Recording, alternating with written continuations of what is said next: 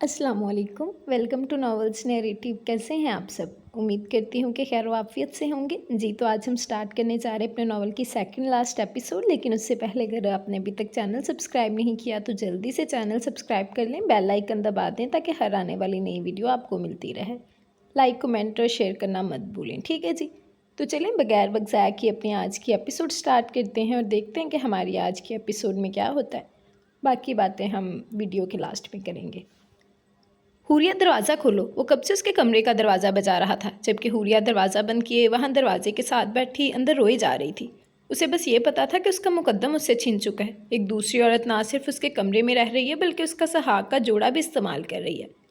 हुरिया समझ चुकी थी कि इस कमरे में उसकी गुंजाइश ख़त्म हो चुकी है। अपनी सारी चीज़ें बेड और ज़मीन पर पड़ी देखकर उसका दिल बुरी तरह से तड़पा था। उसने फैसला कर लिया था कि वो मुकद्दम के साथ नहीं रहेगी, तब तक नहीं जब तक उसे वजह नहीं बता देता और इस दूसरी शादी को लेकर वो आखिर ज़िंदगी में क्या सोचता है।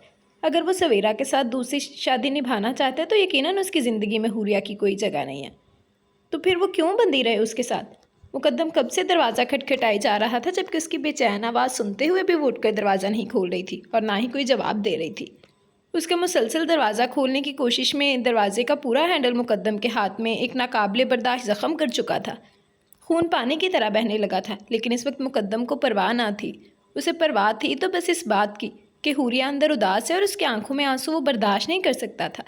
इस तकलीफ से ज़्यादा बड़ी तकलीफ हुरिया के आंसू थे। हुरिया खुद भी ये बात जानती थी। मुकद्दम साईं, आप क्या कर रहे हैं? दादा साईं भागते हुए उसके पास आए और उसका हाथ देखने लगे, जो बुरी तरह से जख्मी था। दादा साईं, इसे कहे कि दरवाज़ा खोले, नहीं तो मैं दरवाज़ा तोड़ दूंगा। वो जख्मी हाथ दरवाजे पर ज़ोर ज़ोर से मारने लगा था। मुकद्दम साईं, उसे वक्त दो, वो समझ जाएगी। आप चले मेरे साथ, देखें तो सही कितना ज़ख़म आया आपके हाथ में। मुझे परवाह नहीं, आपको ये ज़ख़म दिखाई दे रहा है जो ज़ख़म मेरे दिल पर लगे हैं, उनका क्या? मैंने ये सब कुछ सिर्फ आपकी इज़्ज़त बचाने के लिए किया, लेकिन मुझे नहीं पता था कि आपकी इज़्ज़त बचाने के चक्कर में मेरी ज़िंदगी तबाह हो जाएगी। मुकद्दम साईं, मैं आपकी बात को समझ रहा हूँ, लेकिन प्लीज़ अंदर चलें, मैं डॉक्टर को बुलवाता हूँ। थोड़ी देर में मेहमान आने वाले होंगे, वो आपके हाथ की पट्टी कर देगा। इस हाथ की पट्टी सिर्फ आपकी नवासी कर सकती है। उसे कहें दरवाज़ा खोल दे, वरना बहुत पछताएगी। वो एक गुस्से से एक ज़ोरदार किक दरवाजे पर मारता वहाँ से निकल गया, जबकि दादा साईं ने परेशानी से बंद दरवाजे की तरफ देखा था। वो अपने पोते की ज़िद को जानते थे। उन्हें पता था मुकद्दम सारा दिन ऐसे ही अपना खून ज़ाया करता रहेगा, लेकिन जब तक हुरिया उसके सामने नहीं आएगी वो हाथ पर पट्टी नहीं करवाएगा। वो इस दरवाजे के करीब हुआ और हल्के से दरवाज़ा बजाया था। हुरिया बेटा, हम तुम्हारी तकलीफ़ समझ सकते हैं, लेकिन हमें वक्त दो, हम तुम्हें सब समझाएंगे। लेकिन फ़िलहाल बाहर आ जाओ, मुकद्दम के हाथ में बहुत गहरी चोट आई है। जो चोट मेरे दिल पे आई है नाना साईं, उससे गहरी तो नहीं होगी। वो अपने आंसू साफ करती मजबूत लहजे में बोली थी।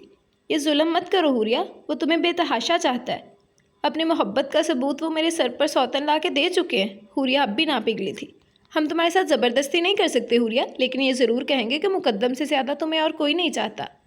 प्लीज़ नाना साईं, उनसे कह दीजिए कि मैं मज़ीद उनके साथ नहीं रह सकती। उनसे कह दीजिए कि वो फ़ैसला कर लें कि उन्हें पहली बीवी चाहिए या नई बीवी। मैंने सारी ज़िंदगी बहुत दुख सहे नाना साईं, लेकिन सौतन के दर्द को नहीं सह पाऊंगी। वो दरवाजे के साथ टेक लगाए आहिस्ता आहिस्ता बोल रही थी, जबकि दादा साईं बंद दरवाजे को देखते मायूसी से लौट आए थे। उनकी हुरिया इतनी पत्थर दिल तो कभी ना थी, लेकिन शायद शौहर की बेवफाई का दुख हर इंसान को मजबूत कर देता है। करदम साईं, ये वाला पराठा देखें, इसकी एक साइड कितनी गोल है। इस वक्त वो दोनों किचन में खड़े सुबह का नाश्ता बना रहे थे। बना तो धड़कन रही थी, लेकिन करदम उसकी भरपूर मदद करने की कोशिश कर रहा था। अरे वाह धड़कन, ये तो वाकई एक साइड से गोल है। आज तो तुम्हारे लिए क्लैपिंग होनी चाहिए। वो दोनों हाथों से तालियां बजाता उसकी हौसला अफजाई करने लगा था। थैंक यू थैंक यू, अब आपने मेरी इतनी तारीफ़ की है इसलिए ये पराठा आप खाएंगे, धड़कन ने आसान जताने वाले अंदाज में कहा, जबकि अब वो प्याज और टमाटर काटते ऑमलेट बनाने की तैयारी करने लगी थी। तभी किरण और जाहिद उनके घर में दाखिल हुए थे। जाहिद एक ट्रक ड्राइवर था और आज करदम अनाज लेने के लिए शहर उसी के साथ जा रहा था, जबकि किरण उसकी छोटी बहन थी और धड़कन के साथ कॉलेज जाने वाली थी। वो दोनों एक ही कॉलेज में पढ़ते थे, लेकिन वो धड़कन से एक साल सीनियर थी। आज धड़कन का पहला दिन था। किरण ने उसे पहले ही कह दिया था कि वो दोनों एक साथ कॉलेज जाया करेंगी। धड़कन बीबी, ये क्या कर रही हैं? आंसू बहाती प्याज काटती धड़कन को देखकर उसे उस पर तरस आने लगा था। प्याज काट रही हूँ और देखो मैंने कितने अच्छे से काटी हैं। उसने प्लेट में रखी हुई प्याज की तरफ इशारा किया, जो किरण को तो कहीं से भी अच्छी नहीं लगी, लेकिन करदम मुस्कुराया था। मानना पड़ेगा धड़कन, तुम तो एक ही दिन में परफेक्ट कुकिंग करने लगी हो। उसकी हौसला अफजाई करते हुए प्याज के बड़े बड़े टुकड़े अपने हाथों में लेकर छुरी से छोटे करने लगा था। अरे ये तो कुछ भी नहीं, अब आगे आगे देखें आपको धड़कन के कौन कौन से रूप देखने को मिलते हैं। वो अपनी तारीफ पर मज़ीद फैलते हुए खुशी से बोली थी। दे बीबी, मैं कर देती हूँ। धड़कन के हाथ की कटी हुई प्याज देखकर किरण ने हमदर्दी से कहा था। बहुत शुक्रिया बहना, लेकिन ये सब कुछ धड़कन करेगी। आखिर वो गांव की होने वाली मालकिन है, उसे हर सिचुएशन के लिए तैयार रहना होगा। करदम ने मोहब्बत से उसे देखते हुए कहा तो वो मुस्कुराई थी। हाँ, लेकिन तुम इतना करो कि तुम इसे बता दो कि ये कैसे करते हैं, लेकिन मदद मत करना, दूर रहकर बताना। मैं ज़रा जाहिद से बात करके आता हूँ। वो बाहर बैठे जाहिद को देखकर बाहर निकल गया, जबकि किरण उसके पास रुककर कुछ फासले से बताने लगी कि ऑमलेट कैसे बनाया जाता है, जबकि पराठे की हालत देखकर अपनी हंसी दबा गई थी, क्योंकि करदम साईं को उसके हाथ के पराठे पसंद थी, तो वो क्या चीज़ थी। या अल्लाह, मेरे साथ ये सब कुछ क्यों? मैंने तो किसी का कुछ बुरा नहीं चाहा, किसी के साथ बुरा नहीं किया, तो मेरे साथ इतना बुरा क्यों? क्या मैं इतनी बुरी हूँ? क्यों आप मुझसे मेरा सब कुछ छीन रहे हैं? मैं जानती हूँ आप मुझसे बहुत मोहब्बत करते हैं, आप मेरे साथ ऐसा नहीं कर सकते, लेकिन आप जानते हैं ना कि मैं मुकद्दम साईं से कितनी मोहब्बत करती हूँ, और उनसे मोहब्बत करने की इजाज़त आपने मुझे दी है। मैं मानती हूँ कि मर्द को दूसरी शादी का हक़ दिया है आपने, लेकिन मैं बर्दाश्त नहीं कर पा रही। मुकद्दम साईं को खुद से दूर जाता बर्दाश्त नहीं कर पा रही मैं। आप मुझसे सब कुछ ले लें, लेकिन मेरे मुकद्दम साईं को मेरी झोली में डाल दें। अल्लाह जी, मैं जानती हूँ कि ये मेरा इम्तिहान है, लेकिन इस दुनिया में बस एक वही इंसान तो था मेरा अपना। मैं मानती हूँ आप मुझसे इम्तिहान ले रहे हैं, लेकिन उनके बगैर तो फ़ेल हो जाऊँगी। उनके बगैर कुछ नहीं कर सकती मैं। मुझे मेरे मुकद्दम साईं वापस दे दें। वो कब से फूट फूट कर रो रही थी। ज़ोहर का वक्त गुजर चुका था।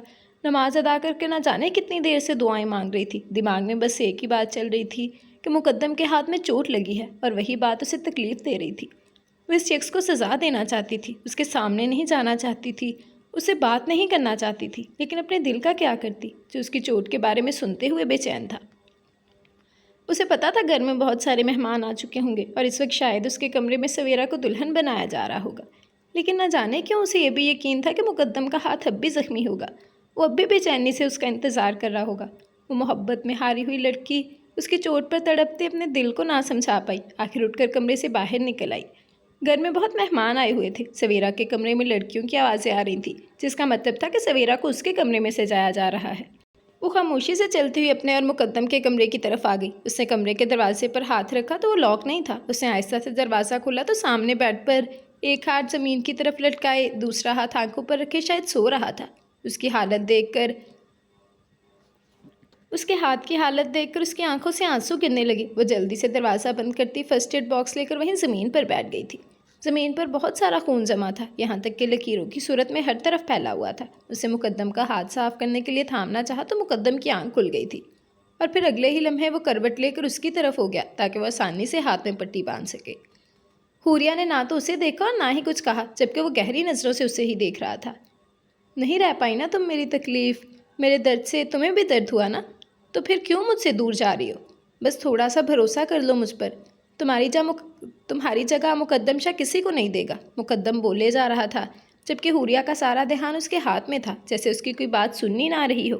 पट्टी बन गई है आपके हाथ में, अब उठें और तैयार हो जाएं, बाहर मेहमान आए हुए हैं। अपनी आंखों से आंसू साफ करती पलट कर जाने लगी जब मुकद्दम ने उसका हाथ थाम कर उसे अपनी तरफ खींचा था, और अगले ही लम्हे वो बेड पर उसके नीचे थी। हुरिया, मुझे किसी का एतबार नहीं चाहिए। कोई मुझ पर यकीन ना करे, मुझे फ़र्क नहीं पड़ता, लेकिन तुम्हें मेरी मोहब्बत पर यकीन करना होगा। मैं तुम्हारे बगैर सांस नहीं ले सकता। तुम मुकद्दम शाह के जीने की वजह हो, इस तरह से बेएतबारी ना दिखाओ। मुकद्दम साईं, छोड़े मुझे, कोई आ जाएगा। मैं नहीं चाहती कि गाँव में किसी तरह की बात बने। किसी ने हमें इस तरह देख लिया तो। बीवी हो तुम मेरी, किसी ने देख लिया तो क्या जान ले लेगा, मार देगा, सजाएं मौत दे देगा। लेकिन यकीन करो हूर, तब भी तुम्हारी बेएतबारी से बड़ी कोई सज़ा नहीं होगी। इससे पहले कि मुकद्दम कुछ और कहता, किसी ने दरवाज़ा खटखटाया था। मुकद्दम साईं, शाह साईं आपको अपने कमरे में बुला रहे हैं। जुनेद की आवाज़ पर वो फ़ौरन उठा था। उठो, जल्दी से तैयार हो जाओ। मैं चाहता हूँ कि इस महफिल में हर लम्हा, हर पल, हर एक सेकंड तुम मेरी निगाहों के सामने रहो। तुम्हारी आंखों में एक भी आंसू नहीं होना चाहिए। कमरे में बैठकर आंसू बहाने से बेहतर है कि अच्छी बीवियों की तरह मेरी मजबूरी में मेरा साथ दो। वो कमरे से बाहर निकलते हुए एक आखिरी नज़र उसके चेहरे पर डालता बाहर निकल गया था। हुरिया को समझ नहीं आ रहा था कि वह उस पर एतबार करे या अपनी आंखों पर। इसरा, ये तो करदम साईं की बीवी है ना? हाजरा ने पूछा। हाँ यार, ये तो धड़कन बीबी हैं। यहाँ क्या कर रही हैं? इसरा ने जवाब दिया। अरे धड़कन बीबी, आप पीछे क्यों बैठी हैं? यहाँ आगे बैठे हैं ना। तानिया, क्लास की मॉनिटर, जो अभी क्लास में दाखिल हुई थी, धड़कन को देखकर फ़ौरन ही कहने लगी थी। नहीं, मैं ठीक हूँ, धड़कन ने मुस्कुराते हुए कहा था। नहीं बीबी जी, आप यहाँ बैठे हैं, आप पीछे क्यों बैठी हैं? ये कॉलेज तो खुद करदम साई ने बनवाया है और उनकी बीवी पीछे बैठेगी ये तो मुमकिन ही नहीं। उसने फ़ौरन ही अपना बैग पीछे वाली कुर्सी पर रखते हुए धड़कन का बैग उठाकर आगे रखा। यहाँ नीचे पंखे से हवा ठीक आएगी, पीछे ठीक से हवा नहीं लगती, लड़की ने मुस्कुराते हुए कहा, जबकि धड़कन को ये सब कुछ अच्छा नहीं लग रहा था। वो जब से कॉलेज आई थी सब लोग उसे अजीब नज़रों से देखे जा रहे थे। स्टूडेंट्स की तो कोई बात नहीं, टीचर्स भी गुजरते हुए सलाम कर रहे थे। टीचर क्लास में दाखिल हुए तो सब लड़कियां खड़ी हो गई थी और फिर जब उन्होंने लेक्चर स्टार्ट किया तब धड़कन से 1000 बार पूछा, क्या उन्हें समझ आ रही है? धड़कन को सब किसी स्पेशल बंदे की तरह ट्रीट कर रहे थे और यही बात उसे अच्छी नहीं लग रही थी। वो तो यहाँ सबके दोस्त बन जाना चाहती थी, सबके साथ मस्तियाँ करना चाहती थी, लेकिन सब कुछ उलट हो रहा था जिसकी वजह से उसका सारा दिन ख़राब हो गया। पहले ही दिन उसका दिल ख़राब होने लगा था कॉलेज से। मुझे पता था तुम अंदर बैठ के रो रही होगी। वो डुप्लीकेट की से दरवाज़ा खोलते हुए अंदर दाखिल हुआ। उसके हाथ में एक खूबसूरत सा ड्रेस था। ये लो मेरे दिल का करार और जल्दी से तैयार हो जाओ और इतनी प्यारी लगना कि मुकद्दम शाह का दिल लूट पूट हो जाए। उसके माथे पर महरे मोहब्बत सबत करते अपने कपड़े ठीक करने लगा जो भी पहन के आया था। आप मुझसे किस बात का बदला ले रहे हैं मुकद्दम साईं? मैंने तो आपके साथ कभी ऐसा नहीं किया जिसकी आप मुझे सजा दें। आपने मुझे मोहब्बत दी तो मैंने आपको उतनी ही मोहब्बत वापस देने की कोशिश की। आपने मुझे इज़्ज़त दी तो वही इज़्ज़त मैंने आपको भी दी। लेकिन आपकी बेवफाई का क्या करूं? मेरे लिए तो आपके अलावा किसी को सोचना भी गुनाह है और आपने मेरी जगह किसी को दे दी। आंसुओं का ना रुकने वाला सिलसिला एक बार फिर से शुरू हो गया था जब मुकद्दम ने आगे बढ़ते हुए उसे अपने सीने में छुपा लिया था। अपने दिल के करार के हर सवाल का जवाब मैं आज रात को दूंगा, लेकिन मेरी एक शर्त है कि तुम एक भी आंसू नहीं बहाओगी और मेरे पास रहोगी। यकीनन वो वलीमे की बात कर रहा था। चलो जल्दी से तैयार हो जाओ, गांव वालों को मुकद्दम शाह की पहली बीवी सोग मनाती हुई नहीं बल्कि खुश नजर आनी चाहिए। जिनका दिल बर्बाद हो जाए वो खुश कैसे नजर आते हैं मुकद्दम साईं? लेकिन आपकी ख्वाहिश है तो मैं ज़रूर आऊँगी। यहाँ कमरे में आपको इस सवेरा के साथ सोच सोच कर जलने से बेहतर है कि मैं अपनी आंखों से वो मंजर देखकर दिल को तसल्लियाँ दे दूँ। वो बेड से अपने कपड़े उठाती वॉशरूम में घुस गई थी, जबकि उसके आंसुओं, उसकी बातें, उसके सवालों पर वो खामोश था। और ये खामोशी तूफ़ान से पहले उठने वाली खामोशी थी। वो कब से दाएं बाएं घूम रही थी। जुनैद हवेली गया तो वापस ही ना आया। कितना वक्त हो चुका था उसे जुनैद की परेशानी खाई जा रही थी जब उसका मोबाइल बजा। अम्मा साईं का नंबर देखते हुए उसके हाथ कांप उठे थे। अस्सलाम वालेकुम अम्मा साईं, कैसी हैं आप? वालेकुम अस्सलाम। मेरी बात सुनो तायशा, इस वक्त जुनैद यहाँ है। तुम करदम को फ़ोन करके बताओ कि जुनैद ने तुम्हें बहुत बुरी तरह से मारा पीटा है और अगर ऐसा ही चलता रहा तो तुम्हारी जान ले लेगा। और कोशिश करना कि इस दौरान करदम वहाँ पर आ जाए। नहीं अम्मा साईं, जुनैद कभी भी आ जाएगा और अगर वो आ गया तो आप नहीं जानती, अब वो मुझे हवेली की बेटी नहीं बल्कि अपनी बीवी समझता है। रोब जमाता है, गुस्सा करता है। जुनैद ने उसे इतनी बुरी तरह से मारा ये भी चाहकर भी नहीं बता पाई थी। तो तुम उसे बताओ उसे कि वो सिर्फ एक मुलाजिम है, उसे उसकी औकात क्या है। और एक बात कान खोल कर सुन लो, चाहे कुछ भी हो जाए। खबरदार जो उसे अपने आप को छूने दिया। एक बार अगर उसने अपने हकूक़ वसूल कर लिए ना, फिर तुम अपने हाथों से हवेली वापस आने के रास्ते बंद कर दोगी। जो भी हो जाए जुनैद को अपने करीब फटकने भी मत देना। समझ रही हो ना मेरी बात? अपनी बातों पर उसे खामोश पाकर रिजवाना गुस्से से बोली थी। जी जी मैं समझ गई, तायशा ने कहते हुए आहिस्ता से फ़ोन बंद कर दिया था। धड़कन ने घर आते ही सबसे पहले करदम को फ़ोन किया था। जो बात उसे पता चली थी वो खुद भी सदमे में थी कि आखिर मुकद्दम लाला ऐसा कैसे कर सकते थे। उसे अपनी बहन के घर बसने से ज़्यादा हुरिया का घर बर्बाद होने का दुख हो रहा था। करदम ने पहली बैल पर फ़ोन उठा लिया था जब धड़कन की रोती हुई आवाज़ सुनी थी। करदम साईं, सवेरा दीदा ने मुकद्दम लाला से शादी कर ली। आज उनका वलीमा है, मुझे कॉलेज की लड़कियों ने बताया। अल्लाह करे तो ये बात झूठ हो, अगर सच हुआ तो हुरिया दीदा का क्या होगा? वो फ़ोन पर मुसलसल रोई जा रही थी जबकि करदम को उसकी बात समझ में नहीं आ रही थी। अगर उसके कानों ने जो बात सुनी थी वो सच थी तो मुकद्दम ने बहुत बुरा किया था। वो अपनी बहन के साथ इतनी बड़ी ज़्यादती कभी बर्दाश्त नहीं कर सकता था। धड़कन तुम चुप हो जाओ, हम वापसी के लिए निकल चुके हैं। अंधेरा होने से पहले हम गाँव पहुँच जाएंगे। अगर ये बात सच हुई तो मैं हुरिया को मुकद्दम साईं के साथ नहीं रहने दूंगा। वो गुस्से से कहते हुए फ़ोन बंद कर चुका था जबकि धड़कन एक बार फिर से रोने लगी। सवेरा सब कुछ जानते हुए कि मुकद्दम हुरिया से मोहब्बत करता है, उसका घर कैसे बर्बाद कर सकती है। आंसू थे जो रुकने का नाम ही नहीं ले रहे थे। उसे दुनिया में सबसे ज़्यादा खूबसूरत कपल मुकद्दम और हुरिया का लगता था। वो अक्सर कहती थी कि अल्लाह ताला ने बहुत मोहब्बत से बनाया, लेकिन सवेरा ने ये जोड़ा क्यों तोड़ा? क्या बाबा साईं ने भी उन्हें नहीं रोका? वो मुसलसल रोती खुद से सवाल कर रही थी। पता नहीं हुरिया दीदा किस हाल में होगी। क्या कर रही हो तुम यहाँ पे? सवेरा, क्या तुम अंधी हो? क्या आंखें नहीं रखती कि वो सिर्फ हुरिया का ही नहीं तुम्हारा शौहर है? तुम्हारी ज़िंदगी में शामिल होकर अपनी पहली बीवी के साथ कितनी खुशी से सबसे मिल रहा है। ऐसा लग रहा है जैसे आज की महफिल के सितारे यही दो हैं। किस तरह से वो हुरिया का हाथ अपने हाथ में थामे हर तरफ घूम रहा है, और तुम यहाँ स्टेज पर बैठी हो। ज़रा होश से काम लो सवेरा, अब वो सिर्फ हुरिया का नहीं है, तुम्हारा भी कुछ लगता है। नाजिया ने उनसे थोड़े फासले पर मुकद्दम और हुरिया को हाथों में हाथ डाले लोगों से मुलाकात करते हुए देखा। वो उससे मोहब्बत करते हैं, वो उनकी पहली पसंद है अम्मा साईं। मैं तो मजबूरी में बांधा गया एक रिश्ता हूँ, मुझे इससे कोई उम्मीद नहीं। सवेरा ने नाउम्मीदी से नजरें चुराई थी। क्यों उम्मीद नहीं सवेरा, वो तुमसे निकाह करके आया है और निकाह की अहमियत हर इंसान समझता है। और ज़रा खुद को देखो और फिर उस सूर्या को, ज़मीन आसमान का फ़र्क है। तुम चांद हो और वो सिर्फ चेहरा। तुम हसीन हो, तुम्हारे आगे भला हुरिया की क्या औकात। मर्द पर हुस्न वार करता है सवेरा, अपने हुस्न के वार करो, अपने शौहर पर काबू करो। आज जिस तरह से वो हुरिया का दीवाना हुए फिर रहा है, कल उसे तुम्हारे पहलू में देखना चाहती हूँ। ये मुमकिन ही नहीं, मोहब्बत बदलती नहीं है, सवेरा नाउम्मीदी से बोली थी। तुम कोशिश तो कर सकती हो सकता है कि मोहब्बत बदल जाए, नाजिया ने यकीन दिलाया। अगर आपको लगता है तो कोशिश करके देख लेती हूँ, लेकिन जो आंखों के सामने है उसका क्या करूँ। मुकद्दम का हाथ हुरिया के कंधे पर था, उसे अपने साथ लगाए अब कुछ मेहमानों में खड़ा बातों में मसरूफ़ था, जबकि अब तक उसे एक नज़र उठाकर भी सवेरा को ना देखा था।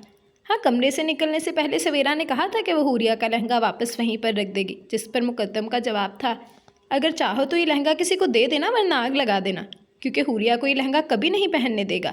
माना कि उसके सर के साईं के नाम का पहला जोड़ा है, लेकिन उसके सर का साईं उसके सामने ऐसे कपड़ों का ढेर लगा देगा। और इस जवाब ने सवेरा को एक बार फिर से नाउम्मीद कर दिया। मुकद्दम ज़रा सी देर मर्दान खाने में क्या आया, हुरिया को वहाँ से गायब होने का मौका मिल गया। खाने के पैगाम के साथ वो स्टेज की तरफ आया था, जहाँ हुरिया उसे कहीं नजर न आई। साईं, हुरिया भाभी तो अपने कमरे में जा चुकी है, जुनैद से पूछने पर उसने बताया। अच्छा ठीक है, ऐसा करो, मेरा और हुरिया का खाना उसी के कमरे में भेज दो, मैं वही खा लूँगा। वो कहता हुआ खामोशी से वहाँ से निकलकर हुरिया के कमरे की तरफ चला गया, जबकि जुनैद उसे रोकता रह गया था। दादा साईं ने उससे कहा भी था थोड़ा सब्र से काम ले और खाना सबके साथ आकर खाए, लेकिन शायद मुकद्दम तो आज हुरिया के बगैर सांस भी नहीं ले पा रहा था, तो खाना खाना तो बहुत दूर की बात थी।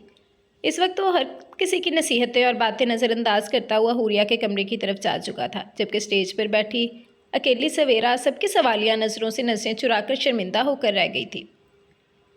हुरिया जब से कमरे में आई थी अपना हाथ देखे जा रही थी, जो मुकद्दम की सख्त गिरफ्त में होने की वजह से सुर्ख हो गया था। मुकद्दम ने एक सेकंड भी उसका हाथ ना छोड़ा था और सवेरा की तरफ तो देखा भी नहीं। हुरिया अंदर से बहुत खुश थी इस बात को लेकर, लेकिन जाहिर नहीं होने दिया। अब इतनी सी खुशी पे वो मुकद्दम की बेवफाई को नज़रअंदाज नहीं कर सकती थी।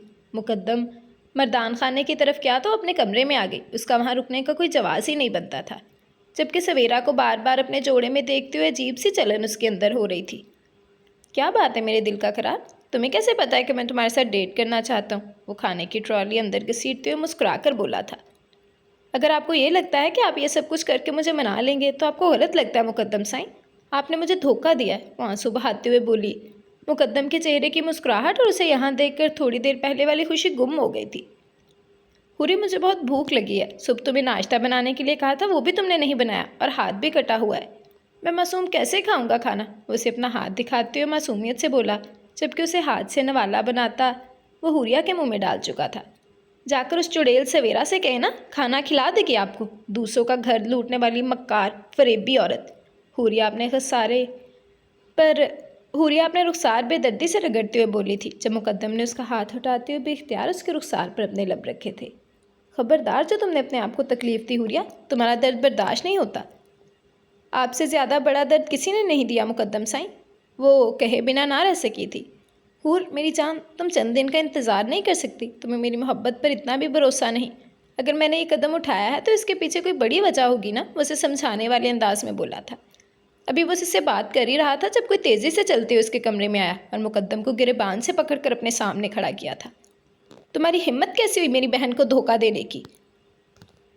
इसलिए किया था हुरिया से निकाह, इसलिए किए थे मोहब्बत के दावे, करदम गुस्से से धारते हुए बोला। इससे पहले कि वो मुकद्दम पर हाथ उठाता, दादा साईं ने उसका हाथ थाम लिया था। ये आप क्या कर रहे हैं करदम साईं, वो आपका भाई है, दादा साईं चिल्ला उठे थे। और वो मेरी बहन है दादा साईं, और यकीन करें कि भाई मुझे मेरी बहन से ज़्यादा प्यारा नहीं है। करदम का गुस्सा किसी तरह कम नहीं हो रहा था। उसने एक झटके से मुकद्दम का गिरेबान छोड़कर हुरिया का हाथ थामा। चलो हुरी, यहाँ से, ये आदमी तुम्हारे काबिल ही नहीं है, नहीं रहने दूंगा मैं इसके साथ। उसने मुकद्दम को घूरते हुए बोला, जिसने अगले ही लम्हे हुरिया का हाथ थाम कर उसे अपनी तरफ खींचा था। हुरिया कहीं नहीं जाएगी करदम साईं, और ख़बरदार जो तुम मेरे ज़ाती मामलात में बोले। करदम के अंदाज ने मुकद्दम को भी गुस्सा दिला दिया था।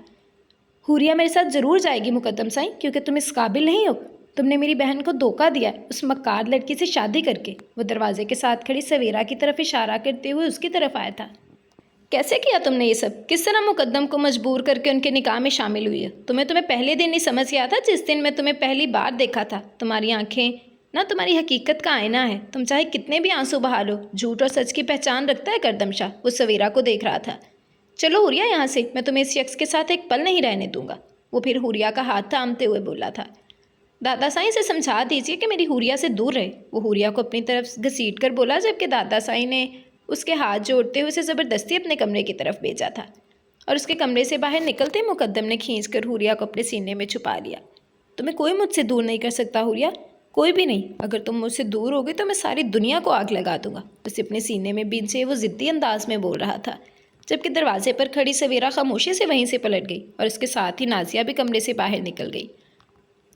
थोड़ी देर के बाद दादा साईं दोबारा उसके कमरे में आए थे। मतलब साफ था कि करदम जा चुका था। उसका भाई उसे इस तरह से छोड़कर कैसे जा सकता है, वो समझ ना पाई। तो क्या उसका भाई भी उसे इंसाफ नहीं दिलाएगा? मुकद्दम कब से उसका हाथ थामे कुछ ना कुछ बोल रहा था, लेकिन हुरिया बिल्कुल खामोश थी। वो उसकी बातें सुन भी रही थी या नहीं मुकद्दम नहीं जानता था। वो बस अपनी ही सफाइयाँ पेश किए जा रहा था। मुकद्दम तुम्हें अपने कमरे में सोना होगा सवेरा के साथ, घर में मेहमान है। दादा साहब ये मुमकिन नहीं है, मैं मज़ीद ये सब कुछ नहीं कर सकता। आपको अंदाज़ा भी है हुरिया कितनी तकलीफ़ में है। प्लीज़ जो कुछ भी हो रहा है मैं मज़ीद नहीं करना चाहता और मैं अपने कमरे में नहीं जाऊँगा जब तक सवेरा मेरे कमरे में रहेगी। वो मिन्नत करने वाले अंदाज में बोला, लेकिन दादा साईं शायद इसकी बात समझना चाहते थे। क्या चाहते हो मुकद्दम, मैं बदनाम हो जाऊँ पूरे गाँव में? अगर हमारी इज्जत के लिए तुमने इतना बड़ा कदम उठा ही लिया है तो क्या हमारी इज्जत के लिए अपने कमरे में नहीं रह सकते? देखो मुकद्दम, सवेरा तुम्हारी बीवी है, उन्होंने हुरिया से नसें चुराते हुए कहा, जबकि बीवी के लफ्ज़ पर हुरिया भी उन्हें देखने लगी थी। और फिर थोड़ी देर के बाद दादा साईं कमरे से निकल गए और उनके पीछे मुकद्दम भी जाने लगा था। वो जो पहले उसे मना रहा था, उसकी मिन्नतें कर रहा था, उसे यकीन दिला रहा था, वो उसकी सौतन के पास जा रहा था। उसने एक नज़र मुड़कर हुरिया को देखा। आज रात तो उसे सब कुछ हकीकत बताने वाला था। हुरिया के लबों पर तल्ख मुस्कुराहट ने जगह बनाई। आंसू एक बार फिर से छलक पड़े थे, लेकिन वो बोली कुछ नहीं थी। ये सब क्या है? तुम अभी तक यहाँ क्यों बैठी हुई हो? उसे वैसे दुल्हन बने अपने बेड पर बैठे देखकर वो गुस्से से बोला। मुकद्दम साईं, बड़ी अम्मा साईं ने मुझे यहाँ बैठने के लिए कहा था, सवेरा ने उठते हुए कहा था। देखो सवेरा, हमारी शादी एक कंडीशन पर हुई थी कि मेरा तुमसे कोई ताल्लुक नहीं होगा। मैंने तुमसे निकाह इस शर्त पर किया था कि कुछ ही दिनों में तुम यहाँ से हमेशा के लिए चली जाओगी। तुम्हें बस चाचू साईं के सामने मेरे नाम की ज़रूरत थी जो मैंने दिया। अब ये सारा ड्रामा करने की हरगिज़ ज़रूरत नहीं है। लेकिन मुकद्दम साईं, लेकिन क्या सवेरा? अब आगे कोई बात ही नहीं रहती। तुमने हमसे सब छुपाया कि चाचू साईं को कैंसर है। तुमने हम सबसे छुपाया कि वो अपनी ज़िंदगी के आखिरी दिन गुजारे हैं। तुमने कहा कि तुम अपनी इज्जत लुटा के उनके सामने नहीं जा सकती। तुमने कहा कि उनकी ज़िंदगी बचाने के लिए तुम्हें मेरी मदद की ज़रूरत है और मैंने तुम्हारी मदद की। और इसके पीछे एक शर्त थी, और वो शर्त ये थी कि हम दोनों में कोई ताल्लुकात नहीं होंगे। तो तुम यहाँ मेरे बेड पर बैठी क्या कर रही हो? देखो लड़की, मुझे तुमसे कोई हमदर्दी नहीं है। मैंने सिर्फ चाचू साईं के लिए किया ये सब कुछ। वो गुस्से से बोल रहा था, जबकि सवेरा बेड पर बैठी रोए जा रही थी। जबकि उसके फूट फूट कर रोने से उकताकर मुकद्दम अपने कपड़े लेकर वॉशरूम चला गया था। जब वापस आया तो तब भी वो वहीं ज़मीन पर बैठी बुरी तरह से रो रही थी। इन लोगों को मुकद्दम शाह की बीवी चाहिए थी। सोफे की तरफ जाते मुकद्दम के कदम रुके थे। वो मुझे नोचते हुए बार बार कहते थे कि तुम मुकद्दम शाह की बीवी हो। मुकद्दम के दिल पर वार हुआ था। मेरे कपड़े फाड़ते हुए, मेरी आबरू लूटते हुए वो बार बार आपकी बीवी का नाम ले रहे थे मुकद्दम शाह। मैं इस लूटी हुई हालत में अपने बाप का सामना नहीं कर सकती थी, जो पहले ही ज़िंदगी और मौत से लड़ रहा था। आपने मुझसे शादी की, बहुत शुक्रगुजार हूँ मैं आपकी। मैंने नहीं कहा आपसे ये रिश्ता निभाने के लिए, और मैं अपनी शर्त पर कायम हूँ। मुझे बड़ी अम्मा साई यहाँ बिठा कर गई थी, और वैसे भी अब यहाँ बैठने का कोई इरादा नहीं रखती। मैं उठने ही वाली थी कि आप आ गए। अगर आपको बुरा लगा तो सॉरी, लेकिन मैं जाने ही वाली थी। वो ज़मीन से उठकर वॉशरूम की तरफ भाग गई थी, जबकि मुकद्दम बिना शर्मिंदा हुए अपनी चादर को वहीं सोफे पर फेंकता लेट गया था। जुनेद अभी तक क्यों नहीं आया? अभी तक तो उसे आ जाना चाहिए था, इतना वक्त गुजर चुका है। वो मुसलसल चक्कर काटते हुए इसका इंतज़ार कर रही थी। इंतहाई गैर जिम्मेदार आदमी है। बंदे को होश होना चाहिए, घर में एक बीवी बैठी है इंतज़ार में। इंतज़ार में? क्या मैं उसका इंतज़ार कर रही हूँ? नहीं तो मैं क्यों उसका इंतज़ार करने लगी? वो ख़ुद को ही नखरे दिखाती बैठ गई थी। हाँ, मैं उसका इंतज़ार कर रही हूँ क्योंकि मुझे भूख लगी है और मैं खाना नहीं खा सकती। हाँ, मेरे पास इंतज़ार करने की वजह है। तायशा फिर से चहलकदमी करने लगी थी। अब क्या मुझे खाना खाने के लिए भी जुनैद की ज़रूरत है? कभी नहीं, अकेले भी तो खाना खा सकती हूँ, वो खुद से कहती किचन की तरफ आ गई थी। इतनी मेहनत से मैंने कोफ्ते बनाए थे, क्या है जो आ जाता, साथ मिलकर खाते। वो प्लेट में कोफ्ते निकालती मुंह बसोर कर बोली जब किसी ने दरवाज़ा खटखटाया था।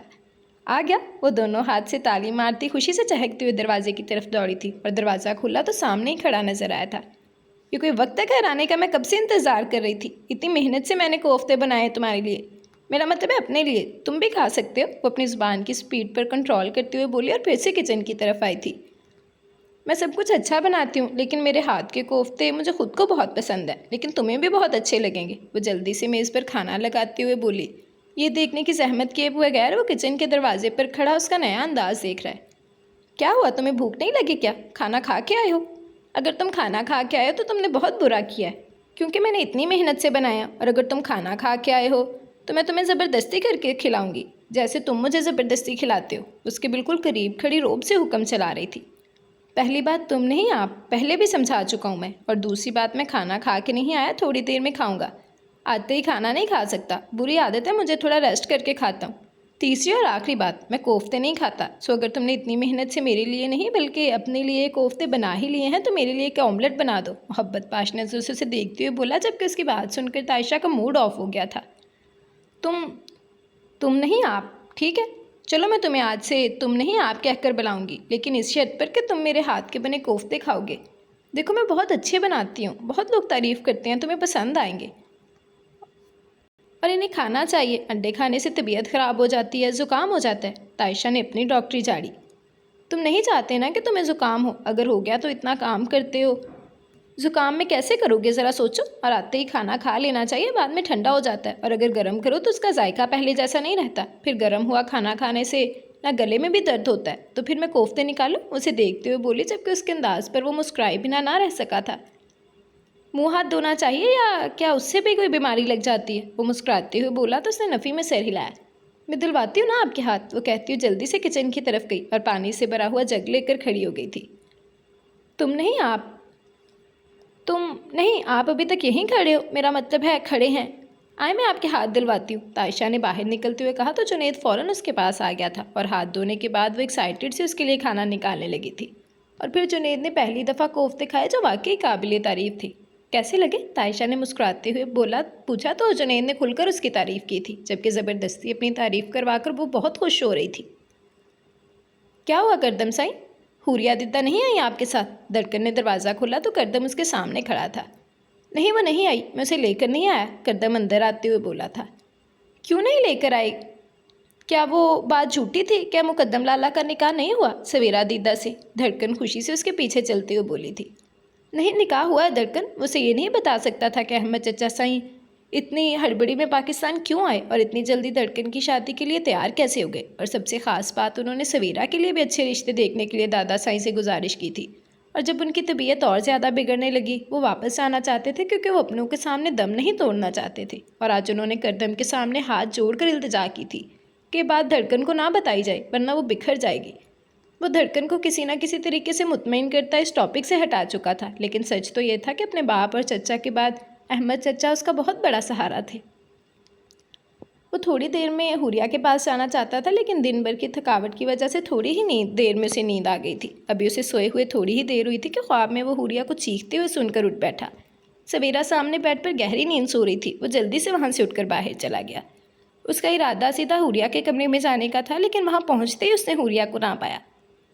हुरिया कहाँ चली गई? वो परेशानी से दादा साईं के कमरे की तरफ आया, लेकिन वो भी गहरी नींद सो रहे थे। उसने परेशानी से हवेली का एक एक कमरा छान मारा, लेकिन ना जाने हुरिया कहाँ चली गई थी। इस वक्त सुनसान हवेली पड़ी थी, बस घर में कुछ मेहमान मौजूद थे, लेकिन रात के 3 बजे वो सब भी गहरी नींद में सो रहे थे।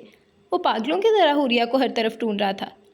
कहीं करदम साईं सब कुछ जानने के बाद उसे अपने साथ तो नहीं ले गया? वो अपने सर पर हाथ फेरता फ़ौरन अपनी गाड़ी की तरफ भागा था। उसका इरादा सीधा करदम के पास जाने का था। ज़ोर ज़ोर से दरवाज़ा खटखटाने की आवाज़ पर करदम की आंख खुल गई। उसने एक नज़र टाइम की तरफ देखा, 3:30 बज रहे थे। इस वक्त यहाँ कौन हो सकता है? उसने धड़कन को सोते हुए देखा तो बिना उसे जगाए खामोशी से दरवाजे की तरफ आया था। करदम ने दरवाज़ा खोला तो मुकद्दम सामने खड़ा था। क्या हुआ मुकद्दम साईं, आप इस वक्त यहाँ क्या कर रहे हैं? वो परेशानी से बोला था। हुरिया कहाँ है? मुकद्दम के अंदाज ने करदम को भी परेशान कर दिया था। क्या मतलब है आपका, हुरिया कहाँ है? करदम मेरे साथ ड्रामेबाजी बंद करो, बताओ कहाँ है मेरी हुरिया? वो धारते हुए बोला था। ये कोई अनजान घर नहीं है जहाँ तुम अंदर नहीं आ सकते। चलकर देख लो, अगर हुरिया है तो ले जाओ उसे अपने साथ। मुकद्दम न जाने क्या समझ रहा था कि वो चोरी छुपे अपनी बहन को लाएगा अपने घर।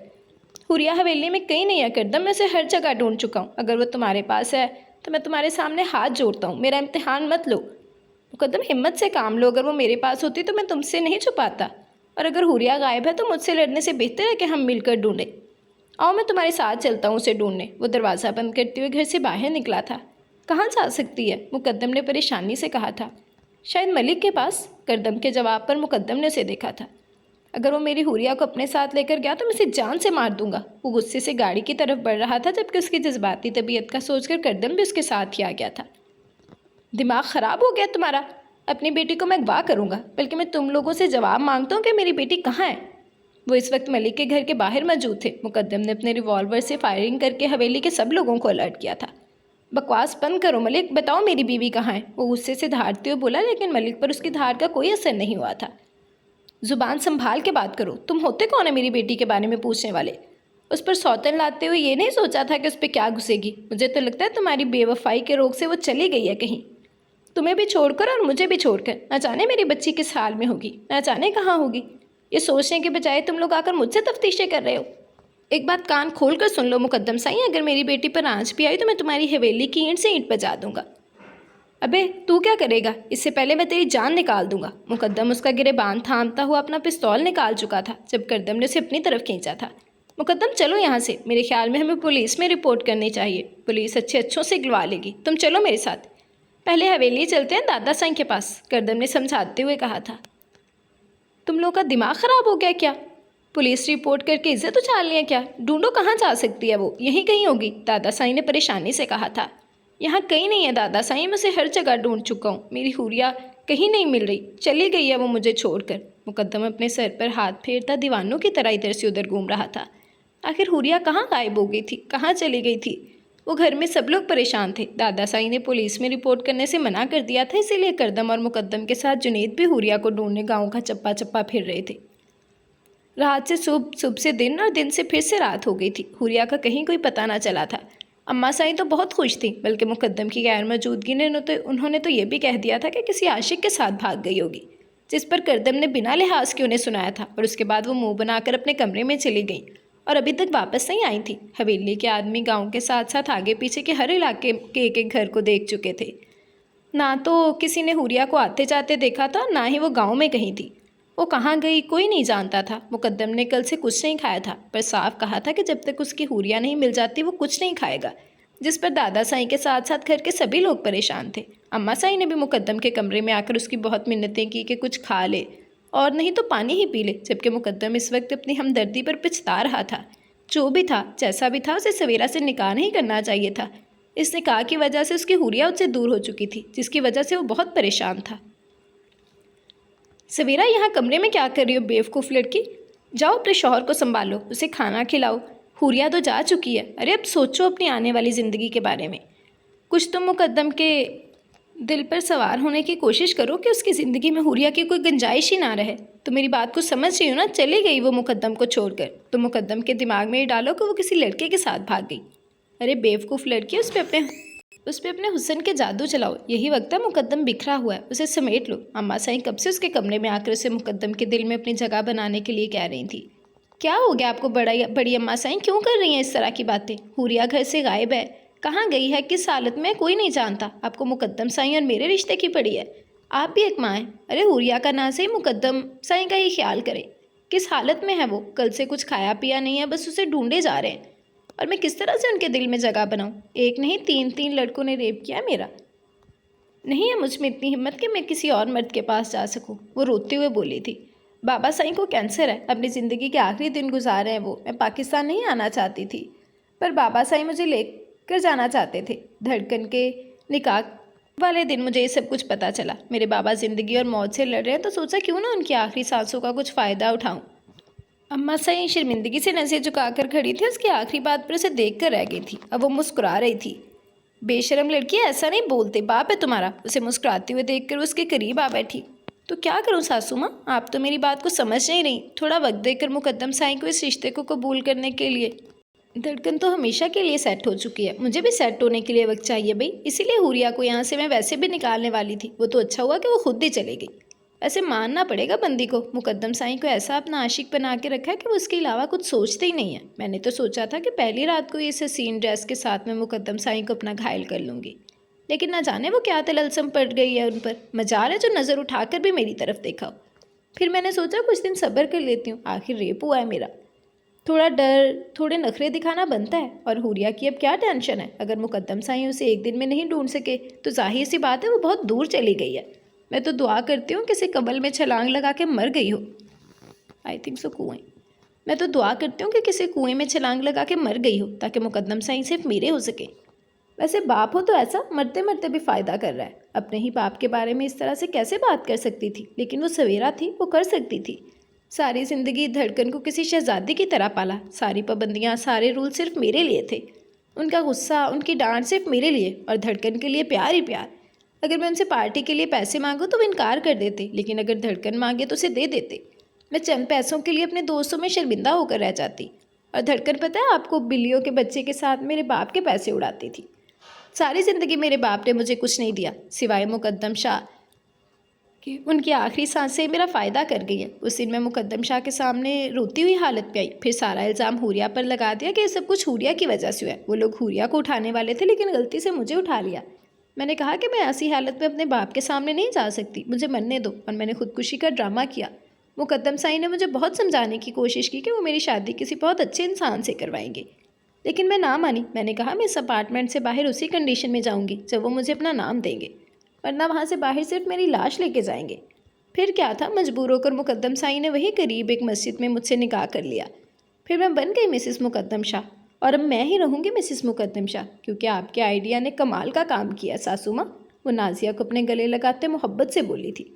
हुरिया को मुकद्दम की ज़िंदगी से निकालने के लिए कुछ भी करने को तैयार थी, और जब मुझे ये पता चला कि तुम मुझसे मोहब्बत करती हो तो मुझे तुम्हारी मदद करनी पड़ी। उसके अंदाज पर नादिया भी मुस्कुरा कर बोली थी। वैसे तो मैंने तायशा और मलिक से भी मदद लेने की कोशिश की, लेकिन एक नंबर के बेवकूफ़ है वो दोनों, कुछ नहीं कर पाए मेरे लिए। लेकिन अपने निकाह के फ़ौरन बाद मैंने उसे फ़ोन करके कहा कि अपनी बेटी को यहाँ से ले जाए, क्योंकि मैं यहाँ आ रही हूँ मुकद्दम की बीवी बनकर। लेकिन वो बेवकूफ़ उसे यहीं छोड़कर चला गया। फिर कोई बात ना, पर कोई बात नहीं, अब तो जान छूट गई ना, अब तो मुकद्दम शाह सिर्फ मेरा है। सवेरा खुशी से चहकते हुए बोली, जबकि उसके अंदाज पर नादिया भी कहका लगाकर हंसी थी। करदम अभी अभी घर वापस आया था। हुरिया को सारा दिन ढूंढने के बाद भी वो कहीं ना मिली, ना जाने कहाँ चली गई थी। सब लोग बहुत परेशान थे। मुकद्दम की हालत उससे देखी नहीं जा रही थी। आज 3 दिन से वो बिना कुछ खाए पिए मुसलसल हुरिया को तलाश कर रहा था। हुरिया के कहीं ना मिलने पर वो मुर्दा खानों और हॉस्पिटलों तक में जा पहुंचा था। गांव का एक एक कोना ढूंढने के बाद भी हुरिया कहीं ना मिली। इसी परेशान सी सूरत देखकर धड़कन समझ गई थी कि आज भी हुरिया नहीं मिली। वो परेशानी से आकर अंदर बैठा तो धड़कन उसके लिए पानी लाने लगी। करदम साईं, इंशाल्लाह कल सुबह हुरिया दीदा मिल जाएंगी, वो उम्मीद से पानी पिलाते हुए बोली थी। इंशाल्लाह, इसके अलावा करदम और कुछ नहीं कह सकता था। जुनेद घर वापस आया तो तायशा ने उसके सामने खाना रखा। हवेली में जो कुछ हो रहा था उसकी वजह से वो बहुत ज़्यादा परेशान था। हुरिया सिर्फ करदम के लिए ही नहीं बल्कि उसके लिए भी अजीज़ थी। तायशा हर रोज़ उसे उम्मीद दिला के घर से भेजती, लेकिन ना जाने वो मासूम लड़की कहाँ चली गई थी। शायद शौहर की बेवफाई के रोग को वो बर्दाश्त नहीं कर सकी थी, इसीलिए चली गई थी। लेकिन कहाँ, कुछ बता के तो जाती। शायद बता के जाती तो मुकद्दम उसे कभी ना जाने देता, इसीलिए रात की तन्हाई में कहीं निकल गई। वो ना तो करदम के पास गई थी और ना ही मलिक के पास। आखिर कहाँ जा सकती थी वो? तायशा सोच सोच के पागल हो चुकी थी। वो तो कभी किसी सहेली के घर भी नहीं जाती थी कि वो ये सोचते कि शायद किसी सहेली के घर में हो और वहाँ पता करवाते हैं। मुकद्दम साईं की हालत बहुत बुरी है। वो 3 दिन से खाना तक नहीं खा रहे। खाना तो दूर की बात, उन्होंने तो पानी तक नहीं पिया, और जिद लगा कर बैठेंगे जब तक हुरिया भाभी वापस नहीं आ जाती तब तक वो कुछ नहीं खाएंगे। जुनेद ने 2 नवाले लेते हुए खाना छोड़ दिया था। कैसे खाए वो खाना? वो तो बचपन से ही हुरिया से मोहब्बत करते हैं। तायशा की ज़ुबान से बेख्तियार निकला तो जुनेद उसे देखने लगा था। तुम्हें कैसे पता कि वो बचपन से उससे मोहब्बत करते हैं? जुनेद ने उसे देखते हुए पूछा तो उसके करीब ही बैठ गई थी। मैं 13 साल की थी जब मैं एक दिन लाला के कमरों में गानों की सीडीज लेने गई थी, वो भी उनकी इजाज़त के बगैर, छुप कर। और जब मैंने वहाँ उनकी अलमारी खोली तो पता है मैंने क्या देखा? हुरिया के छोटे छोटे कपड़े जो वो गरीबों को दे देती थी। हमारी बहुत सी गुड़िया हुआ करती थी ना, मैं और हुरिया उनसे खेला करते थे तो अक्सर उनके बाल टूट जाते थे। हम वो गुड़िया फेंक देती थी, लेकिन आपको पता है जुनेद साईं, मैंने उनकी अलमारी में वही बिना बानों वाली गुड़िया तो कभी बिना हाथों पैरों वाली गुड़िया देखी। और सिर्फ गुड़िया ही नहीं, हुरिया जो कि कैंडीज़ खाती थी ना, मैंने उन कैंडीज़ के रैपर भी उनकी अलमारी में देखे थे। हुरिया की पुरानी जूतियाँ टूट जाती थी, हुरिया के स्कूल की पुरानी कॉपियाँ जो ख़त्म हो चुकी थी, जो चीज़ें वो फेंकती थी, मुकद्दम लाला वो चीज़ें भी अपने पास रखते थे क्योंकि हुरिया ने इन चीज़ों को छुआ होता था। जब मुकद्दम लाला ने मुझे इन सब चीज़ों के साथ देखा तो बहुत डांटा और कमरे से बाहर भेज दिया था। और फिर मैंने मंगनी वाली रात छत पर मुकद्दम लाला और करदम साईं की बातें सुनी, जहाँ मुकद्दम लाला ने करदम साईं को ये बताया कि वो हुरिया से मोहब्बत करते हैं, वो भी आज से नहीं बचपन से। अगर मुकद्दम लाला ने सवेरा से निकाह किया है तो यकीन करें इसके पीछे बहुत बड़ी वजह है, वरना मुकद्दम शाह हुरिया के साथ बेवफाई करे ये मुमकिन ही नहीं। लेकिन हुरिया को ये कदम नहीं उठाना चाहिए था। एक बार तो मुकद्दम लाला के बारे में सोचती। तायशा गुस्से से कहती बर्तन उठाते अंदर जा चुकी थी, जबकि मुकद्दम की मोहब्बत का सोचते हुए जुनैद ने अपने आप से वादा किया था कि वो हुरिया को ज़रूर वापस लाएगा। खुदा के लिए मुकद्दम साईं कुछ खा ले, 3 दिन हो चुके हैं तुमने कुछ नहीं खाया, अपनी हालत देखो, चेहरा मुरझा गया। अम्मा साईं उसके करीब बैठी उसकी मिन्नतें कर रही थी, जबकि उसे तो जैसे दुनिया से कोई मतलब ही ना था, उसे बस उसकी हुरिया वापस चाहिए थी। आप मेरी हुरिया मुझे वापस ला दें, आप जो कहेंगी मैं खाऊंगा, वो ज़िद्दी लहजे में बोला था। मुझे नहीं पता हुरिया कहाँ गई है, भूल जाओ उसे, चली गई है वो तुम्हें छोड़कर, न जाने किस कुएं में पड़ी होगी उसकी लाश। खबरदार, कुछ नहीं होगा मेरी हुरिया को। आप ऐसे कैसे कह सकती हैं, आपको तरस आया मुझ पर? उनकी बात काटते हुए गुस्से और सदमे से बोला था, जबकि खाने को पीछे धकेल कर वहाँ से उठकर बाहर आ गया था। सूखे लब, लाल आंखें, वो कहीं से भी मुकद्दम शाह नहीं लग रहा था। मुकद्दम, करदम और जुनैद उसे ढूंढ ढूंढ कर थक चुके थे, कोई जगह ना छोड़ी, यहाँ तक कि हॉस्पिटल और मुर्दा खाने भी। लेकिन वो चली गई थी मुकद्दम से दूर, सबसे दूर, अपने मुकद्दम को तड़पता छोड़ के। मुकद्दम कब तक चलेगा ये सब कुछ? अपनी हालत देखो मेरे बच्चे, खुदा के लिए समझने की कोशिश करो, ये तुमने क्या हालत बना रखी है अपनी। हम लोग हुरिया को ढूंढने की कोशिश कर रहे हैं, इंशाल्लाह वो मिल जाएगी। कब मिलेगी दादा साईं? जब मुकद्दम शाह मर जाएगा, जब उसकी सांसें थम जाएंगी, या जब ये दिल धड़कना बंद हो जाएगा। दादा साईं उसे कहें कि जब तक मुकद्दम शाह जिंदा है तब तक वो वापस आ जाए, मेरी मोहब्बत का और इम्तिहान ना ले, उसका मुकद्दम मर जाएगा। दादा साईं ने आज ज़िंदगी में पहली बार मुकद्दम शाह को इस तरह से बिखरते हुए देखा था। जो कदम हुरिया ने उठाया था उस पर दादा साईं को बहुत गुस्सा था। जो भी था, हुरिया को घर नहीं छोड़ना चाहिए था। दादा साईं उसे हमेशा से बहुत समझदार समझते थे, उससे अहमकाना हरकत की उम्मीद नहीं रखते थे। आज 3 दिन से वो लोग हुरिया को तलाश कर करके थक चुके थे। एक तो हुरिया की टेंशन उन्हें खाई जा रही थी, ऊपर से मुकद्दम की हालत, उसे इस तरह से तड़पता हुआ नहीं देख पा रहे थे। मुकद्दम कुछ तो खा लो बेटा, देखो अपने दादा को इस तरह से ना सताओ, तुम्हारे आगे हाथ। दादा साईं आप क्या कर रहे हैं? उनके बंधे हुए हाथों को थाम कर बोला था। खाना खा लो, हम तुम्हें ऐसे नहीं दे सकते, दादा साईं ने मिन्नत भरे लहजे में कहा तो वो इनकार नहीं कर सका था। दिन गुजरते जा रहे थे और हुरिया का कहीं कोई पता नहीं चल रहा था। आज उसे घर से गायब हुए 20 दिन हो चुके थे। कहीं ना मिलने के बाद उम्मीद ख़त्म हो गई थी, शायद नहीं, यकीनन वो उससे इतनी दूर जा चुकी थी कि वो कभी उसे वापस ढूंढ ना पाई। पुलिस उसका कोई पता नहीं लगा पाई थी। मुकद्दम शाह अब भी दीवानों की तरह हर तरफ उसकी तलाश जारी रखे हुए था। करदम मुकद्दम को तलाश कर रहा था, जो ना जाने कहाँ चला गया था। पिछले कुछ दिनों से तो एक बार फिर से शराब खाने जाना शुरू कर चुका था। शादी के बाद तो उसने शराब पीना बिल्कुल ही तर्क कर दिया था, लेकिन अब एक बार फिर वही सब कुछ करने लगा था जो शादी से पहले करता था। उसकी सूजी आंखें इस बात की गवाह थीं कि वो शब्बर हुरिया की याद में उनका हशर करता है। हर जगह तलाश करने के बाद उसे नदी के करीब बैठा नजर आया था। मुकद्दम साईं आप क्या कर रहे हैं? मैं पागलों की तरह सुबह से ढूंढ रहा हूँ आपको। हुरिया की वापसी की खबर लाएं आप? मुकद्दम ने नाउमीदी से देखते हुए कहा तो वो नज़र चुरा गया था। नहीं, लेकिन हम ढूंढ रहे हैं मुकद्दम साईं, करदम ने अब भी उम्मीद से कहा था। करदम साईं अगर उसे मिलना होता तो कब की मिल चुकी होती। मेरी गलती इतनी बड़ी तो ना थी कि जिसकी मुझे इतनी बड़ी सज़ा मिलती। क्या उसने एक बार नहीं सोचा मैं उसके बगैर कैसे जीऊँगा? आंखों की सुर्ख लकीर फिर से भीगने लगी थी। मुकद्दम ने शायद कभी हुरिया के बगैर जीने का सोचा भी था। करदम से उसकी हालत ना देखी गई तो उसे अपने सीने में बींस गया था। हम उसे ढूंढ लेंगे मुकद्दम साईं, यकीन करें, मैं उसे ढूंढ निकालूंगा। उसे अपने सीने से लगाए किसी बच्चे की तरह बहला रहा था। सबके साथ साथ उसे भी हुरिया की बहुत टेंशन हो रही थी, न जाने वो कहाँ चली गई थी। अभी वो यही सब कुछ सोच रहे थे जब दरवाज़ा बजा था। वो अभी तो दरवाज़ा बंद करके आई थी, जुनैद तो नहीं था, वो तो जा चुका था, फिर कौन हो सकता है? वो कन्फ्यूज सी दरवाजे की तरफ पड़ी। उसने जैसे ही दरवाज़ा खुला, दरवाजे पर खड़े शख्स को देखकर हैरान रह गई थी। 6 फीट लंबा कद, भूरी आंखें, कसरती जसामत, घनी मूछे, कंधे पर काली चादर डाली हुई डैशिंग पर्सनैलिटी, वो खूबसूरती का मुंह बोलता सबूत था। तायशा उसे देखकर खिल उठी थी। हैदर भाई आप पाकिस्तान कब आए? वो बिना सलाम दुआ के फ़ौरन उसके सीने से जा लगी थी, जबकि उस शख्स ने मुस्कुराते हुए उसे अपने सीने से लगाते मोहब्बत से उसका माथा चूमा था। सोचा मेरी गुड़िया ने तो मुझे याद नहीं किया, कोई बात नहीं, मैं खुद ही आ जाता हूँ। तुम्हारी शादी हो गई ताशी, मुझे किसी ने बताया भी नहीं। तुम्हारी मंगनी तो करदम साई से हुई थी ना? तुम यहाँ इस छोटे से मकान में क्या कर रही हो? वह हैरत से पूछते उसे देख रहा था जब तायशा ने मुस्कुराते हुए उसे अंदर खींचा था। क्या भाई, दरवाजे पर खड़े होकर सब पूछेंगे? बहन के घर नहीं आएंगे? अम्मा साई से मिले? तायशा मुस्कुराते उसका बाजू थामे उसे अंदर ले आते हुए पूछने लगी थी। तायशा, मैंने तुम्हें कितनी बार कहा है उस औरत का नाम मत लिया करो मेरे सामने। इस घर में मेरा ताल्लुक सिर्फ मेरी बहन से है। पाकिस्तान आते ही सबसे पहले मेरी ख्वाहिश तुमसे मिलने की जागी। तुम सोच भी नहीं सकती मैंने तुम्हें कितना मिस किया, और तुम मुझे सब कुछ बताओगी।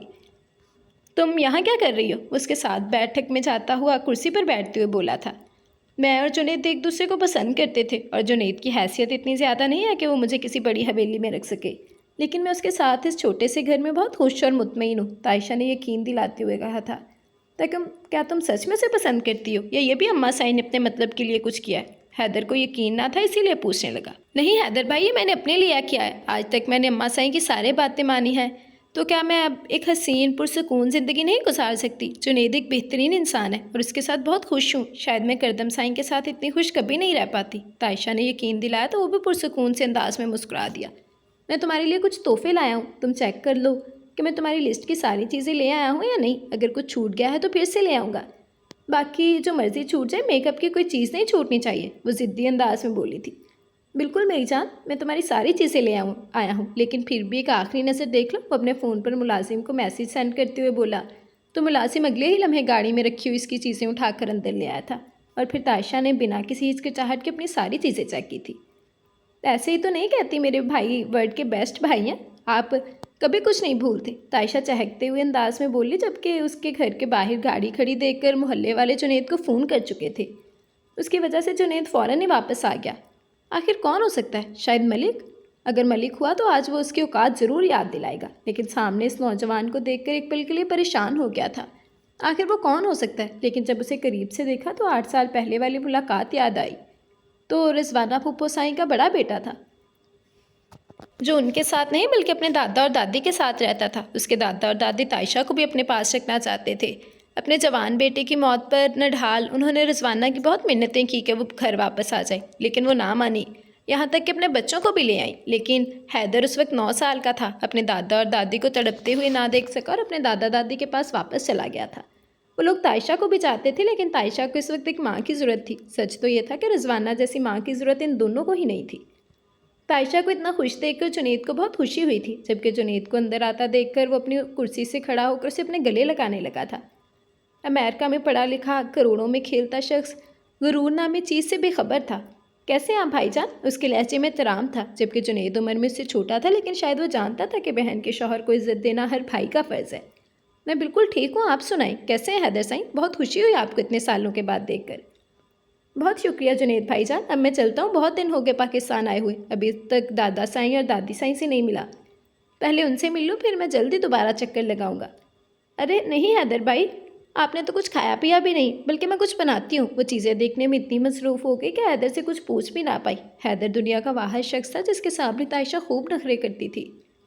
गुड़िया, मैं पहली बार तुम्हारे घर आया हूँ, आखिरी बार नहीं। अब तो कोई पाबंदी भी नहीं है, जब मेरा दिल चाहेगा मैं अपनी गुड़िया से मिलने आऊँगा। अब मुझे उस औरत की शक्ल देखने की ज़रूरत नहीं है। वो जुनैद के सामने भी अपनी नफरत बयान करने के लिए पीछे ना हटा था। हाँ बिल्कुल, आप जब चाहे यहाँ आ सकते हैं, आखिर आपकी बहन का घर है, जुनैद ने खुश दिली से मुस्कुरा कर कहा था। तो ठीक है, फिर मुलाकात होगी। वो जुनैद से बुगलगिर होते हुए तायशा को अपने सीने से लगा गया था, जबकि उसके जाने के बाद एक बार फिर से वो अपनी सारी चीज़ें देखने में मसरूफ़ हो गई। जुनैद कल ही उसके लिए नए कपड़े लाया था। गुलाबी सूट में वो खिलता हुआ गुलाब ही लग रही थी, खिली खिली सी, खुश सी। उसने एक नज़र इन सब चीज़ों की तरफ देखा। वो शख्स जानता था कि अपनी बहन को वो कौन से तोहफे देकर खुश कर सकता है जिससे बहन भी खुश हो जाए और बहनोई भी शर्मिंदा ना हो। हैदर में दिखावा ना था, कभी किसी पर अपनी दौलत का रोब नहीं जमाता था, लेकिन इसके बावजूद भी उसकी माँ को अपने बाप की दौलत चाहिए थी, और इस दौलत के लिए वो अपना बेटा तक अपने ससुराल छोड़ आई। और यही वजह थी कि वो अपनी माँ से बेइंतहा नफरत करता था। देखो, मैंने कहा ना कि वो वापस नहीं आनी चाहिए, उसे कहीं गायब कर दो, किसी ऐसी जगह कि वो कभी वापस आए। बकवास बंद करो, तुम्हारी ये सारी बातें सुनने के लिए फ़ोन नहीं किया है। अगर हुरिया वापस आए तो मुकद्दम साईं मुझे छोड़ देंगे, लेकिन अगर उन्हें तुम्हारे बारे में पता चल गया तो तुम्हारे टुकड़े टुकड़े कर देंगे। और अब तो वो हुरिया की वापसी की उम्मीद भी छोड़ते जा रहे हैं। अब कुछ ही दिन में उन्हें मैं अपनी तरफ राग़िब कर लूँगी और फिर हुरिया के होने या ना होने से कोई फ़र्क नहीं पड़ेगा और तुम हुरिया को मारकर उसका किस्सा ही ख़त्म कर देना। कह तो रही हूँ कि मुझे इस बारे में कुछ नहीं पता, बस मुझे ये पता है कि चाहे जो भी हो जाए हुरिया वापस हवेली नहीं आनी चाहिए। हाँ तो तुम ढूंढो उसे, मुझ पर नज़र रखी जा रही है, पल पल की खबर है घर वालों को। मैं घर से निकल नहीं सकती और मेरी तबीयत बहुत ख़राब है। मुझे तो समझ नहीं आता कि उस रात हुरिया बच कैसे गई। वलीमे वाली रात उसका कत्ल करवाने की तैयारी कर चुकी थी मैं। वो खामोशी से हमारी ज़िंदगी से निकल जाती और कभी वापस नहीं आती। मुझे तो समझ नहीं आ रहा कि हुरिया मुकद्दम साईं की वजह से चली गई है या उसे पता चल गया है कि हम लोग उसकी जान के दुश्मन बने हुए हैं। मुझे ये सारी बातें नहीं पता, तुम बस वो करो। मैं उसकी लाश देखना चाहती हूँ। मैं मुकद्दम को हासिल करने के लिए कोई भी हद पार कर जाऊँगी। अगर तुम उसे नहीं मार सकते तो मुझे बताओ, मैं उसे खुद मार दूँगी, लेकिन उसका पता करो हुरिया कहाँ जा सकती है। वो बेवकूफ़ लड़की घर से अकेली बाहर नहीं जाती थी और आधी रात को घर से निकल कर गायब हो गई। आखिर कहाँ जा सकती है, पता करवाओ। सुनो, मेरे कमरे में कोई आ रहा है, फ़ोन रख रही हूँ। तुम जल्द से जल्द उसके बारे में पता करवाओ और मुझे बताओ। मैं हुरिया की लाश देखना चाहती हूँ। उसे सांस लेते मुकद्दम शाह की ज़िंदगी में नहीं देख सकूँगी। वो फ़ोन रखते हुए दरवाजे से बाहर जाकर देखने लगी, लेकिन यहाँ तो दूर दूर तक कोई ना था। कहीं किसी ने मेरी बातें तो नहीं सुन ली। सवेरा परेशानी से बाहर आकर देखने लगी, फिर सामने गली से ही नाजिया को आते देखा था। बस कर दें बड़ी अम्मी साईं, और कितना रोएंगी। वो हुरिया को बहुत याद करता है। वो बिखर रहा है, तड़प रहा है, और मैं अपने बेटे को इस तरह से तड़पते हुए नहीं देख सकती। ऐसा क्या था उस लड़की में, क्या हालत हो गई है मेरे मासूम बच्चे की। और तुम्हें तो होश ही नहीं। वो शौहर है तुम्हारा। उसे हुरिया को भूलने की कोशिश करो, उसे समझने की कोशिश करो, लेकिन तुम तो उसका कमरा छोड़ के यहाँ आ चुकी हो। मैं छोड़ के नहीं आई अम्मा साईं, आपके बेटे ने धक्के देकर निकाला है वहाँ से। सवेरा चिढ़कर बोली। उसे वो दिन याद था जब हुरिया को गए हुए दूसरा दिन था। मुकद्दम शाह ने हाथ से पकड़कर अपने कमरे से बाहर निकाला था और साफ लफ्ज़ों में कहा था कि जिस दिन हुरिया मिल जाएगी वो उसके सामने से तलाक देगा। तो कुछ करो, कहीं तड़पते तड़पते मेरे बेटे को कुछ हो ना जाए। और चौथा दिन है, बुखार से तड़प रहा है। जाओ उसके पास, समझाओ उसे ज़िंदगी में आगे बढ़ना चाहिए। ठीक है अम्मा साईं, मैं कोशिश करूँगी। उनके आंसू साफ करते हुए वो उकताकर बोली। बेटा उसे मुंह नहीं लगाता था और माँ के आंसू ख़त्म नहीं हो रहे थे। सवेरा को समझ नहीं आ रहा था कि वो करे तो करे क्या। डूब मरे। मुकद्दम साईं, क्या हाल बनाया हुआ है आपने। वो शराब की बोतल हाथ में उठाए घर में दाखिल हुआ। इस वक्त रात का 1 बज रहा था। मुकद्दम की हालत देखकर दादा साईं एक बार फिर से तड़प उठे थे। एक बुखार की शिद्दत, ऊपर से है हराम मशरूब। समझ नहीं आ रहा था कि वो उसे कैसे रोके। बेटा तुम क्यों कर रहे हो ये सब कुछ, अपनी हालत देखो, मिल जाएगी हुरिया। दादा साईं हारे हुए लहजे में बोले थे। कौन हुरिया, किसकी हुरिया। मैं किसी हुरिया को नहीं जानता। हाँ, तकरीबन 1 महीना पहले तक मेरी ज़िंदगी में एक हुरिया थी, बल्कि मेरी ज़िंदगी हुरिया थी, लेकिन अब और नहीं। अब मेरा उस हुरिया से कोई ताल्लुक़ नहीं। जो लड़की मुझ पर एतबार नहीं कर सकी, उससे मेरा कोई ताल्लुक़ नहीं। हुरिया अब हवेली वापस आए या ना आए, मुझे कोई फ़र्क नहीं पड़ता। वो बाप की नवासी बनकर इस घर में आ सकती है, लेकिन मेरी बीवी नहीं। आज से मेरा इससे कोई ताल्लुक़ नहीं है। बहुत भटक लिया उसकी याद में, दर दर। अब मैं अपनी ज़िंदगी में आगे बढ़ना चाहता हूँ। और प्लीज़ अब ये जो हुरिया की गर्दान बंद कर दें। इस घर में मुकद्दम शाह की बीवी सिर्फ सवेरा है और वही रहेगी। और अब आप लोग भी मेरे सामने बार बार उस लड़की का नाम नहीं लेंगे। भूल जाना चाहता हूँ मैं उसे। निकाल के फेंक आया हूँ उसे अपनी ज़िंदगी से बाहर। वो शराब की बोतल ज़मीन पर फेंकते हुए उसके टुकड़ों को पैरों के नीचे रोनते हुए सीढ़ियाँ चढ़ने लगा था, जब नज़र पहली सीढ़ी पर खड़ी अम्मा साईं पर पड़ी। उनसे अपने बेटे की हालत देखी नहीं जा रही थी। सवेरा से कहे अपने कमरे में आ जाए, आज से वहीं रहेगी जहाँ उसके सर का साईं होगा। वो एक पल उनके करीब आता हुआ उन्हें देखता आगे बढ़ गया था, जबकि उसकी बात सुनकर अम्मा साईं खुशी से बेहाल फ़ौरन ही सवेरा के कमरे की तरफ आई थी। दरवाजे पर हल्की सी दस्तक के साथ वो अंदर दाखिल हुई। यहाँ हो सवेरा। वो बेड पर बैठा हुआ था। उसे सोफ़े की तरफ जाता देखकर उसने उसे अपने करीब बुलाया था। सवेरा को जैसे अपने कानों पर यकीन न आया। मुकद्दम उसे अपने पास बुला रहा था। वो खुशी से बेहाल अपने कदम उसकी तरफ उठाने लगी थी और उसके करीब आते ही मुकद्दम ने उसका हाथ पकड़कर उसे अपनी तरफ खींचा था। तुम्हारी आंखें, वो उसकी पलकों को नरमी से छूते हुए मदहोश अंदाज में बोला था। क्या हुआ मेरी आंखों को मुकद्दम साईं। वो उसके सीने पर हाथ रखती मज़ीद उसकी तरफ चुकी थी। हकीकत का आईना है सवेरा, खामोश और सच्ची। उसकी बात ने सवेरा को खिलखिलाकर हंसने पर मजबूर कर दिया था और अपने बालों को मुकद्दम के चेहरे पर ले आई थी। तुम्हारे बाल। उसके बालों को अपने चेहरे से हटाता अपनी मुट्ठी में बढ़ता हुआ उनकी खुशबू को अपने सीने में उतारने लगा था। और आप मुकद्दम शाह, आप सरापा इश्क हैं। मैंने कभी आपसे ज़्यादा हसीन मर्द नहीं देखा और आपको देखते ही मुझे आपसे मोहब्बत हो गई। यकीन करें, मेरे हर अंदाज से मैं आपको हुरिया से बेहतर लगूंगी।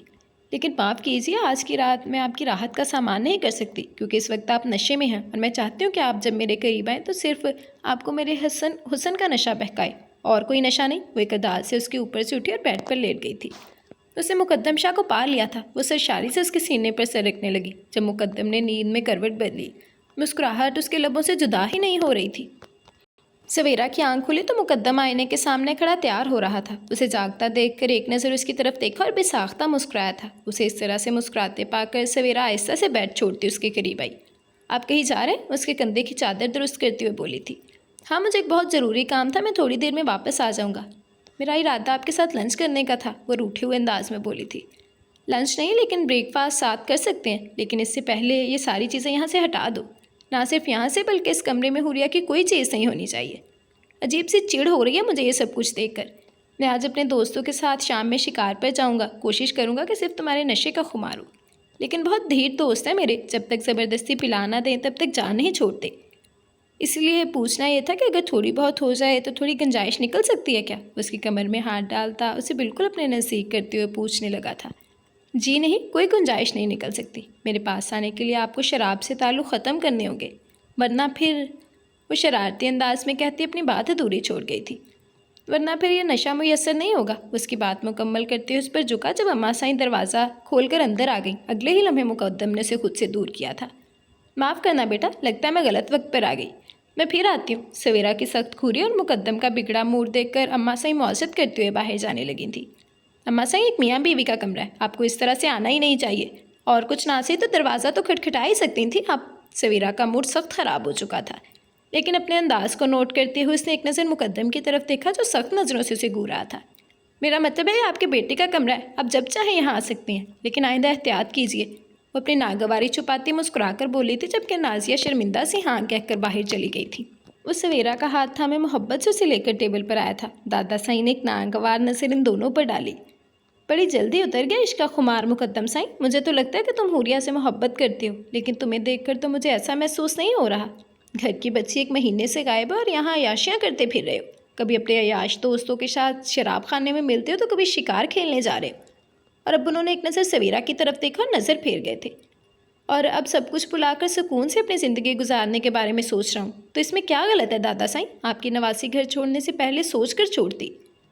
बिल्कुल सही कह रहा है मुकद्दम साईं। अब आधी रात को घर छोड़कर गई है, हमें क्या पता है अकेली गई है या किसी के साथ भाग गई है। और वैसे भी रात को घर से निकलने वाली लड़कियों को ढूंढा नहीं जाता, और अगर गलती से मिल जाए तो वहीं पर गोली मार दी जाती है। रिजवाना ने अपनी कुर्सी घसीटते हुए कहा था। खबरदार रिजवाना, एक लफ्ज़ इस्तेमाल मत करना मेरी हुरिया के ख़िलाफ़। मेरी हुरिया वो हीरा है जिसे पर्दों में छुपा भी लिया जाए तो भी उसकी चमक कम नहीं होती। दादा साईं, ऐसे हीरे को घर पर रहना चाहिए, ना कि आधी रात को घर से गायब हो जाना चाहिए। मुकद्दम के अल्फाज ने उन्हें उसकी तरफ देखने पर मजबूर कर दिया था। सवेरा डार्लिंग, जैम देना, मैं जल्दी आने की कोशिश करूँगा, और अगर मैं इस कोशिश में कामयाब हो गया तो मैं और तुम बाहर चलेंगे। वैसे भी 1 महीने से जहन पर काफ़ी दबाव आ गया है, मैं रिलैक्स होना चाहता हूँ। सोच रहा हूँ कुछ दिनों के लिए कहीं बाहर चला जाऊँ सवेरा के साथ। वो भी बोल ही रहा था जब दादा साईं ने गुस्से से अपनी कुर्सी छोड़ी और अंदर चले गए थे। अब क्या चाहते हैं आप? सारी ज़िंदगी आपकी नवासी का इंतज़ार करता रहूं? अपनी ज़िंदगी जीना छोड़ दूं? ऊंची आवाज़ में उन्हें सुनाने वाले अंदाज में कह रहा था, जबकि दादा साईं उसकी आवाज़ पर भी ना पलटे। आज मुकद्दम ने उन्हें हर्ट किया था। हद है, मतलब अपनी ज़िंदगी जीना छोड़ दूं? क्योंकि इनकी नवासी रात अंधेरे में घर से गायब हो गई। वो भी खाना छोड़ के उठने लगा जब सवेरा ने उसका हाथ थाम लिया था। मुकद्दम साईं, इस तरह से खाना छोड़ कर नहीं जाते, प्लीज़ देखें। अगर आप कुछ नहीं खाएंगे तो मैं भी सारा दिन भूखी रहूँगी, और मुझे यकीन है कि आप ये नहीं चाहेंगे कि मैं सारा दिन भूखी रहूँ। उसे जान लुटाती नज़रों से देखते हुए बोली तो वह दिलकशी से मुस्कुराता दोबारा बैठ गया था। एक शर्त पर खाऊंगा, अगर अपने हाथों से खिलाऊगी तो, मुकद्दम ने शरारत से कहा तो वो नाजिया रिजवाना को देखने लगी। ओ कॉमन यार, अब बैठ के शर्माने मत लग जाना। अजीब सी चिढ़ हो गई है मुझे शर्मो हया से। तुम खिला रही हो या मैं ऐसे ही चला जाऊँ? वो धमकी देने वाले अंदाज में बोला था। सवेरा फ़ौरन ही उसके लिए ब्रेड पर जैम लगाने लगी थी और बिना किसी की परवाह किए बहुत मोहब्बत से अपने हाथों से मुकद्दम को नाश्ता करवाया। जुनैद की आंख खुली तो तायशा उसके बिल्कुल करीब ही गहरी नींद में सो रही थी। हुरिया को ढूंढने में उसने अपनी जान लगाई थी, लेकिन वो कहीं ना मिली। हुरिया की वजह से इन सबकी ज़िंदगी एक जगह रुकी हुई थी, और जिसकी ज़िंदगी हुरिया थी वो अपनी ज़िंदगी में आगे बढ़ चुका था। उसे अभी तक यकीन नहीं आया था कि मुकद्दम शाह के दिल में उसकी मोहब्बत इतनी जल्दी ख़त्म हो गई। हुरिया के बगैर भी उसका वक्त अच्छा गुजरने लगा था। जुनैद उठकर जाने लगा जब उसकी नज़र तायशा के ब्रेसलेट पर पड़ी। जब से तायशा को पहनाया था उसने अभी तक ना उतारा था और उसके लिए यही काफ़ी था कि वो ये रिश्ता कबूल कर चुकी है। कुछ दिन पहले तायशा ने अपना फ़ोन बंद कर दिया था। जुनैद नहीं जानता था वजह। उसने उसका फ़ोन चेक किया तो उस पर सिर्फ अम्मा साईं की कॉल आई थी। मलिक ने उसे फ़ोन करना छोड़ दिया था। तो क्या हुआ? क्या वो अपनी माँ से भी बात नहीं करना चाहती? जुनैद वजह समझ नहीं पाया था, लेकिन वो तायशा में आते हर दिन एक नए बदलाव को देखकर बहुत खुश था। उसे एक माह में जो बात बहुत नोट की थी वो ये थी कि तायशा छोटी छोटी बातों पर खुश होने वाली थी। उसे अपनी तारीफ़ पसंद थी। उसे हमेशा तैयार रहना पसंद था। जुनैद जब घर वापस आता तो उसे अपने सामने फ़्रेश नज़र आती। घर के सारे काम करने के बावजूद भी वो इतनी फ़्रेश कैसे रहती थी? जुनैद समझ नहीं पाता था। शायद ये सब कुछ उसके शौक की वजह से था। तायशा को सजने संवरने का बहुत शौक था। अब 2 दिन पहले किचन में रोटियां पकाते हुए तायशा की नज़र अचानक अपने दाएं जानब बालों पर पड़ी, जिनकी नीचे से कटिंग ख़राब हो चुकी थी। तायशा ने वहीं रोटी का पेड़ा छोड़ा और पहले अपने बाल ठीक किए और फिर अपने मोबाइल में 15-16 सेल्फी ली। फिर बाकी सबको डिलीट करके सिर्फ 2 ही उसे दिखाई और उन्हें दिखाने का मकसद सिर्फ तारीफ़ वसूल करना था। वो आए दिन फैशन करती और हर रोज़ एक अलग लुक में उसे नज़र आती। वो आए दिन उस पर बिजलियाँ गिराने लगी थी और फिर जुनैद उसकी तारीफ़ में चाँद सूरज एक करने को बैठा रहता तो शर्मा शर्मा के अपनी तारीफ़ पर शुक्रिया अदा करती। कहीं ना कहीं ये रिश्ता ज़बरदस्ती का था, लेकिन तायशा उसे बिल्कुल ईमानदारी से निभा रही थी, जैसे शादी इन दोनों की मर्ज़ी से हुई हो। जब शुरू में जुनैद उसके करीब जाता था तो वो अक्सर अम्मा साई का नाम लेती, लेकिन उसे समझ नहीं आ रहा था कि उनको इस रिश्ते से इतराज़ क्यों, वो रिजवाना से इतना क्यों डरती है। उसका ये डर देखते हुए जुनैद ने उससे कुछ वक्त दिया था इस रिश्ते को समझने के लिए, और आज सुबह से इतने करीब देखकर वो फिर से बहकने लगा था। उसके निचले लब के साथ वो नुक्ता-नुमा तिल जुनैद को बहुत तंग कर रहा था, जिसे तंग आकर जुनैद ने तायशा को दिया हुआ वक्त वापस लेने का फ़ैसला किया और उसके निचले लब पर झुका था। वो गहरी नींद सो रही थी जब खुद पर दबाव महसूस करते हुए उसकी आंख खुल गई थी। जुनैद ने एक नज़र उसकी नज़रों में झांका जो वो शर्म से झुका गई थी और उसके लबों पर प्यारी सी मुस्कुराहट उसे हदूद पार करने पर उकसाने लगी थी। जुनैद ने अपनी दिल की सुनते हुए उसके लबों पर अपने लब रखे और फिर गर्दन की तरफ आया था। जुनैद, अम्मा साईं। तायशा ने एक बार फिर उसे खुद से दूर करना चाहा था। उन्हें क्या एतराज़ होगा हमारे पास आने से, और ये कुछ अनोखा या यूनिक नहीं है तायशा। मुझे मेरे बच्चों के बारे में कुछ सोचने दो। मुझे मेरे बच्चों की ज़िद्दी सी मामा को प्यार करने दो। तायशा, मैं जानता हूँ तुम ये रिश्ता कबूल कर चुकी हो, तुम मुझे कबूल कर चुकी हो। मैं जिस हालात में हूँ तुम कबूल कर चुकी हो। जितना वक्त मैं तुम्हारे साथ गुजारा है तो मुझे कहीं से भी वैसी लड़की नहीं लगी जो मेरे साथ एडजस्ट ना कर सकती हो। तुम्हें ना तो मेरे माहौल से प्रॉब्लम है और ना ही इस घर से प्रॉब्लम है। तुम मेरी आमदन पर गुजारा करने के लिए तैयार हो, तुम हर तरह से मेरे साथ खुश हो। तो मैं इस बहाने की क्या वजह निकालूं कि तुम डर रही हो? और अगर तुम डर रही हो तो तुम्हारा ये डर भी दूर कर देता हूँ। उसके माथे पर मेहर सबत करता मुस्कुरा कर बोला, और अगर कोई और वजह है तो मैं तुम्हारा शरीके सफ़र हूँ। तुम्हारा फ़र्ज़ बनता है कि तुम मुझे वो वजह बताओ। ऐसी कोई वजह नहीं है जुनैद, मैं तो बस मतलब कि तुम डर रही हो तो मेरी हसीन सच्ची में किस मर्ज़ की दुआऊं, अभी तुम्हारा डर दूर करता हूँ। मुस्कुराते हुए एक बार फिर से उसके लबों पर झुक गया था और इस बार तायशा चाहकर भी मुज़ाहमत नहीं कर पाई थी। इस कदर मोहब्बत से पेशकदमी पर तायशा ने खामोशी से अपना आप उसके हवाले कर दिया था, क्योंकि उसकी हसीन संगत पर वो अपनी माँ का खौफ भुलाने लगी थी। शाम के साए गहरे हुए तो वो घर वापस आ गया। सारे कपड़े मिट्टी से भरे हुए थे। स्कूल की बिल्डिंग का काम शुरू हुए आज 15 दिन हो चुके थे और वो भी मज़दूरों के साथ उनकी पूरी मदद करने की कोशिश कर रहा था, जिसकी वजह से आजकल वो घर वापस आता तो उसके कपड़े मिट्टी से भरे हुए होते। धड़कन ने हिम्मत करते एक बार उसके कपड़ों को हाथ लगाया और फिर धोकर ही दम लिया था, और उसके बाद कहा कि मिट्टी से भरे हुए कपड़ों पर दाग साफ नहीं होते। जिस पर करदम ने कहा कि गाँव की सारी औरतें अपने शौहरों के कपड़े साफ करती हैं, और उसके बाद धड़कन ने ये बात चैलेंज की तरह कबूल की थी। अब चाहे सारा दिन ही डंडे से मार कुटाई करते हुए वो उसके कपड़ों का हशर बिगाड़ देती, लेकिन दाग निकालते ही मानती थी। आज वो घर वापस आया था। रोज़ की बनिस्बत घर में खामोशी थी। एक नज़र अपने कमरे की तरफ देखा तो वहाँ कोई ना था। वो आगे बैठ गया। घर के कोने में किचन था और आजकल धड़कन यूट्यूब से उसके लिए कुछ ना कुछ बनाना सीख रही थी। वो किचन में दाखिल हुआ तो सूं सूं की आवाज़ सुनाई दी। शायद नहीं, यकीनन वो रो रही थी। धड़कन, मेरी जान क्या हुआ? उसे सामने वो दूसरी तरफ मुंह किए कुर्सी पर बैठे देखकर वो फ़ौरन उसके करीब आया था। जब धड़कन ने अपने बाएं हाथ की तीसरी उंगली उसके सामने की, जो छुरी लगने की वजह से अच्छी खासी कट चुकी थी। ये कैसे हुआ धड़कन? ध्यान से नहीं कर सकती थी तुम? उसे डांटते हुए उठा और फर्स्ट एड बॉक्स ले आया था। तुम्हारा हाथ कट गया तो खाना किस तरह से बनाया? वो उसका हाथ साफ करते हुए पट्टी बांध कर पूछने लगा था, क्योंकि किचन में फैली खुशबू इस बात की गवाह थी कि खाना बन चुका है। मैंने बनाया। आपने कहा था ना आपको सलाद खाना अच्छा लगता है। तो वो काटते हुए, ये मुझसे खीरे नहीं काटे जाते। सूसू अब भी जारी थी। सलाद में सिर्फ खीरे नहीं होते, और कटर से भी तो काट सकती थी ना, जिस तरह से प्याज काटती हो। कटर से ठीक से नहीं कट रहे थे, और वैसे भी तो हाथ की मेहनत से पता चलता है कि हम किसी से कितना प्यार करते हैं। और प्याज तो मैं इसलिए कटर से काटती हूँ कि उसमें ज़्यादा टाइम लगता है और आंसू बहते हैं, इसलिए कटर से काट देती हूँ। लेकिन आपके लिए सलाद मैं अपने हाथों से काटना चाहती थी ताकि आपको पता चले कि मैं आपसे कितना प्यार करती हूँ। वो सूसू करती करदम को मुस्कुराने पर मजबूर कर गई थी। और तुम्हें किसने कहा कि तुम ये साबित करो कि तुम मुझसे कितना प्यार करती हो? अब उसके सामने रखी कुर्सी पर बैठते हुए बोला था। वो किरण है ना, आज उसकी भाभी आई थी हमारे घर। वो कह रही थी कि शौहर के दिल में जगह बनाने के लिए उसे बताते रहना चाहिए कि आप उससे कितना प्यार करते हैं। ज़रूरी नहीं कि लफ्ज़ों से बताओ, आप उसका ख्याल रखें, उसकी पसंद की चीज़ें बनाकर, उसकी हर चीज़ का ध्यान रखकर भी उसे बता सकते हैं कि आप उससे कितना प्यार करते हो। प्यार लफ्ज़ों का मोहताज नहीं होता। और मैं भी वही कर रही थी कि मेरा हाथ कट गया और इतना खून बह गया। उसने एक नज़र ज़मीन की तरफ देखा जहाँ कुछ बूंदें गिरी पड़ी थी।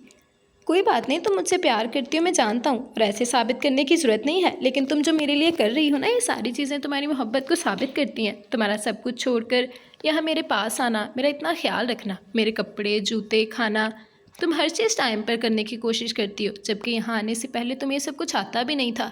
क्या इतना प्यार काफ़ी नहीं है मुझसे मोहब्बत साबित करने के लिए? अब क्या ताजमहल बनवाओगे मेरी मोहब्बत में? वो सीरियस अंदाज में कहता उन पर शरारत से बोला था। जी नहीं, ताजमहल आप बनवाएंगे, अब सब कुछ मैं करूं? एक तो मेरा इतना सारा खून बह गया, मुझे लगता है कि मुझे ब्लेड लगेगा। धड़कन ने एक बार फिर से ज़मीन पर गिरा हुआ अपना खून देखा, जबकि करदम उसके अंदाज पर उसे कुर्सी से उठाकर अपने बेडरूम में ले गया था। वो जब अपना खून देखने वाली थी ऐसा ही कहने वाली थी। दादा साईं आज पूरे 1 माह के बाद हाना के कमरे में आए थे। सब कुछ इतना अचानक हुआ था, सब कुछ बदल चुका था। उन्होंने सारी ज़िंदगी हाना की बेटे की कदर ना की, और जब उसकी कदर हुई तो वो उनसे दूर हो गई।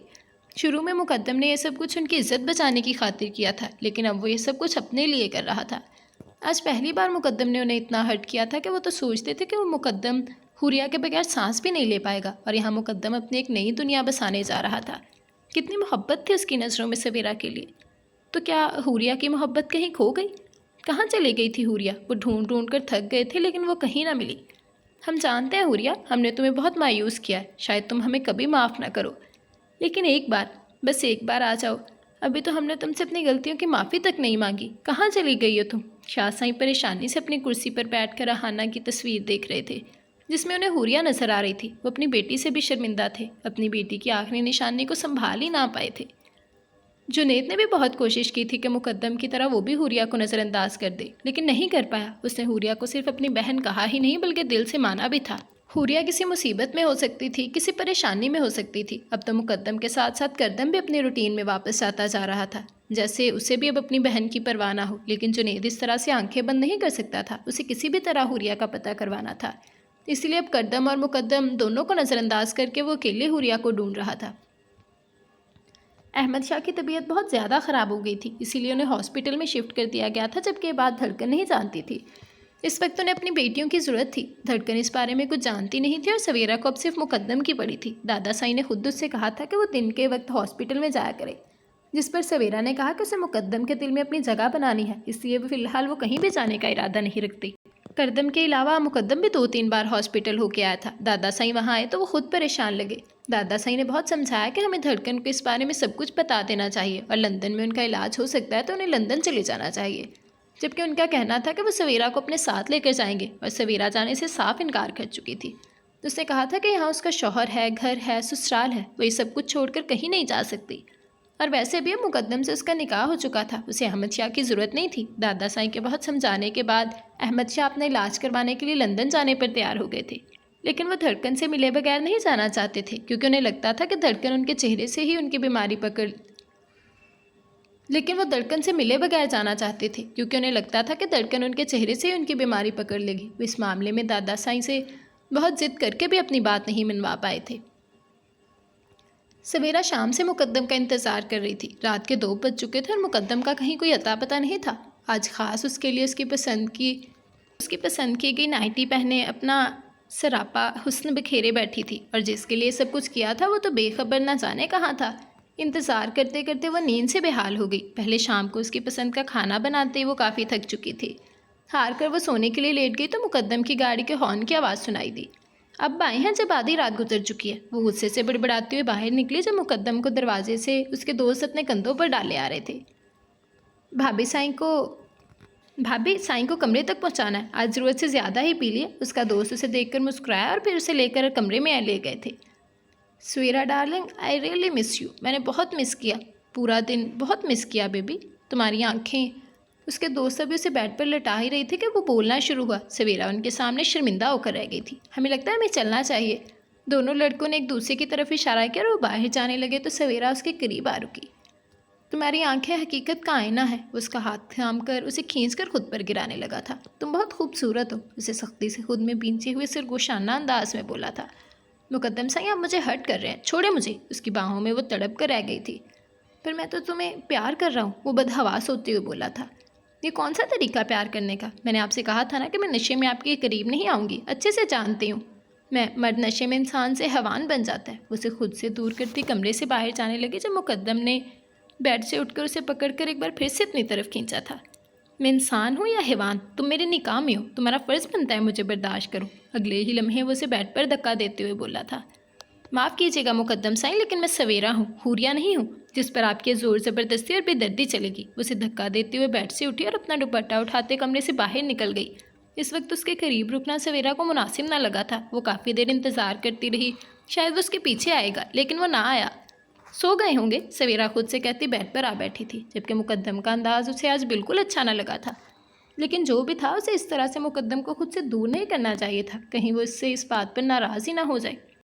ये क्या हो रहा है? वो थोड़ी देर पहले ही कॉलेज से वापस आई थी और काम ख़त्म होने की वजह से आज कदम भी जल्दी वापस आ गया था। पढ़ाई कर रही हूँ, हमारी टीचर रेहाना बहुत सख्त हैं, अब तो मुझे स्पेशल भी नहीं समझती, मुझे भी डांटती हैं। धड़कन ने जब उसे आकर ये बताया कि सब लोग उसे स्पेशल ट्रीट करते हैं और उसे अच्छा नहीं लगता, तो कदम खुद उसके कॉलेज गया था और वहाँ की टीचर से बात की थी कि धड़कन भी उनके स्टूडेंट है और धड़कन के साथ भी नॉर्मल रहा करें। अब वो भी एक आम स्टूडेंट की तरह कॉलेज में रह रही थी और अब उसकी बहुत सारी दोस्तें भी बन चुकी थी, पर आम स्टूडेंट्स की तरह उसे भी बहुत डांट पड़ रही थी, खासकर उर्दू के पीरियड में। बस आजकल वो उर्दू पढ़ने में कुछ ज़्यादा ही मसरूफ़ थी। लेकिन धड़कन, कल तो संडे है ना, संडे को छुट्टी होती है, तुम ये सब कुछ कल कर लेना, फ़िलहाल मुझे वक्त दो। उसकी किताबें बंद करते हुए उसका हाथ खींचकर अपनी तरफ ले आया था। करदम साईं, बाकी बुक्स कल पढ़ूंगी, आज उर्दू पढ़ने दें। वो फिर से किताब खोलने लगी जब करदम ने एक दफ़ा फिर से अपनी तरफ खींचा था। थोड़ा तरस खाओ धड़कन साईं, तुम अच्छी स्टूडेंट बनने के चक्कर में अपने शौहर पर बिल्कुल ध्यान नहीं दे रही हो, और अगर तुमने ऐसा किया तो मैं बिल्कुल अच्छा हस्बैंड नहीं रहूँगा। उसकी बुक्स बंद करते हुए उसे कुर्सी से उठाकर बाहर ले आया था। लेकिन करदम साईं, मैंने तो आपको अच्छे हस्बैंड का सर्टिफिकेट दिया ही नहीं, आपने अपने पास से कैसे अंदाज़ा लगा लिया कि आप अच्छे हस्बैंड है या नहीं? उसकी गर्दन में बाहें डालते उसके सीने पर सर रख गई थी, जबकि उसकी किटी आहिस्ता आहिस्ता कदम उठाती उनके पीछे आ रही थी। यार धड़कन, तुमने इसे कितनी बुरी आदत डाल दी है हमारे पीछे चलने की, उसे देखकर बोला था। ऐसा मत कहे, मेरी किटी को कोई गंदी आदत नहीं है, वो बहुत स्वीट है, धड़कन मुँह बसोर कर बोली थी। वैसे हम कहाँ जा रहे हैं? उसे दरवाजे की तरफ बढ़ता देखकर वो नीचे उतरने की कोशिश करने लगी थी। डेट पे, करदम ने सरगोशी नमा आवाज़ में कहा तो वो मुस्कुराई थी। मतलब आप मुझे डेरे पर लेकर जा रहे हैं? वो जब से यहाँ आए थे तब से ही धड़कन ने देखने का शौक़ पाल रखा था और करदम ने उसे ये कहकर टाल दिया था कि वो एक दिन उसे डेरे पर लेकर जाएगा। उसके चहकने पर वो मुस्कुराया था। हाँ मेरी जान, हम डेरे पर जा रहे हैं, पहले मुझे नीचे उतारें, मैं चल के जाऊँगी, बाहर गाँव वाले क्या कहेंगे? करदम साईं अपने पटाखा साईं से बहुत प्यार करता है, उसके पाँव गंदे ना हो जाए इसीलिए उसे उठा के लेकर चल रहा है। करदम ने शरारती अंदाज में आंख दबाई थी। बिल्कुल भी नहीं, मैं अपने पैरों पर चलूँगी। वो तेज़ तेज़ हाथ पैर चलाती अगले ही पल नीचे थी और अपना दुपट्टा सर पर से जाती हुई घर से बाहर निकली थी। और जब करदम ने किटी की तरफ इशारा किया तो उसे भी अपनी बाहों में उठाती उसके आगे आगे चल दी। फिर उसे एहसास हुआ कि उसे तो डेरे का रास्ता ही नहीं आता। खैर, करदम के पीछे चलना उससे ज़्यादा बेहतर समझा। मुकद्दम बाहर आया तो सवेरा उसे सामने से आती दिखाई दी। उस पर एक नागवार सी नज़र डालता वो सीढ़ियाँ उतरने लगा। मुकद्दम साईं, आप मुझसे खफाएं? वो तकरीबन भागकर उसके करीब आई थी। क्या मुझे नहीं होना चाहिए? उल्टा उसे सवाल करने लगा। बिल्कुल होना चाहिए, मैंने हरकत ही ऐसी की है, प्लीज़ मुझे माफ़ कर दें, मेरा वो हरगिज़ मतलब नहीं था। तुम्हारा क्या मतलब था और क्या नहीं, मुझे बस ये पता है कि तुमने मुझे धुतकारा है। मेरे करीब आने पर तुम मुझसे दूर रहती हो। कल रात तुम अपनी मर्ज़ी से मेरे कमरे में आई थी, अब मेरे कमरे में वापस मत आना, क्योंकि जो मुकद्दम को एक बार इनकार करता है मुकद्दम शाह उसे पलट कर भी नहीं देखता। लेकिन तुम्हारी आंखें, वो जाते जाते उसके पास पलट आया था। मैं तुम्हें आखिरी मौका दे रहा हूँ सवेरा, सिर्फ तुम्हारी आंखों की वजह से। अब जाओ मूड ठीक करो और रात को मेरा मूड ठीक करना। उसका गाल थपथपाता बिना किसी से कुछ कहे हवेली से बाहर निकल गया था। माशाल्लाह सवेरा बेटा, तुम कितनी खूबसूरत लग रही हो, आज तो मेरा बेटा बचकर दिखाए तुमसे। सवेरा अपने तमाम तर जलवे बिखेर रही थी। आज वो दिल से सिर्फ और सिर्फ मुकद्दम के लिए तैयार हुई थी। हसीन तो वो पहले ही बहुत थी, लेकिन आज उसकी तैयारी ने उसे 4 चांद लगा दिए थे। मेरा भी यही इरादा है अम्मा साईं कि आपका बेटा आज मुझसे बच ना जाए, लेकिन आप ज़रा एहतियात कीजिएगा, कल की तरह कमरे में ना आ जाइएगा मुँह उठाकर। खैर शाम होने वाली है, मुकद्दम साईं कभी भी वापस आते होंगे, वो अम्मा साईं को शर्मिंदा देखकर बोली थी। और अगर आज रात वो नशे में भी हुए ना तो भी मैं उनको खुद से दूर करने की हरगिज़ कोशिश नहीं करूँगी। कल भी वो मुझसे खफा हो गए थे, अब मैं उन्हें खुद से कभी नाराज़ नहीं होने दूँगी। वो खुद को आईने में देखती खुद से अहद करते हुए बोली थी।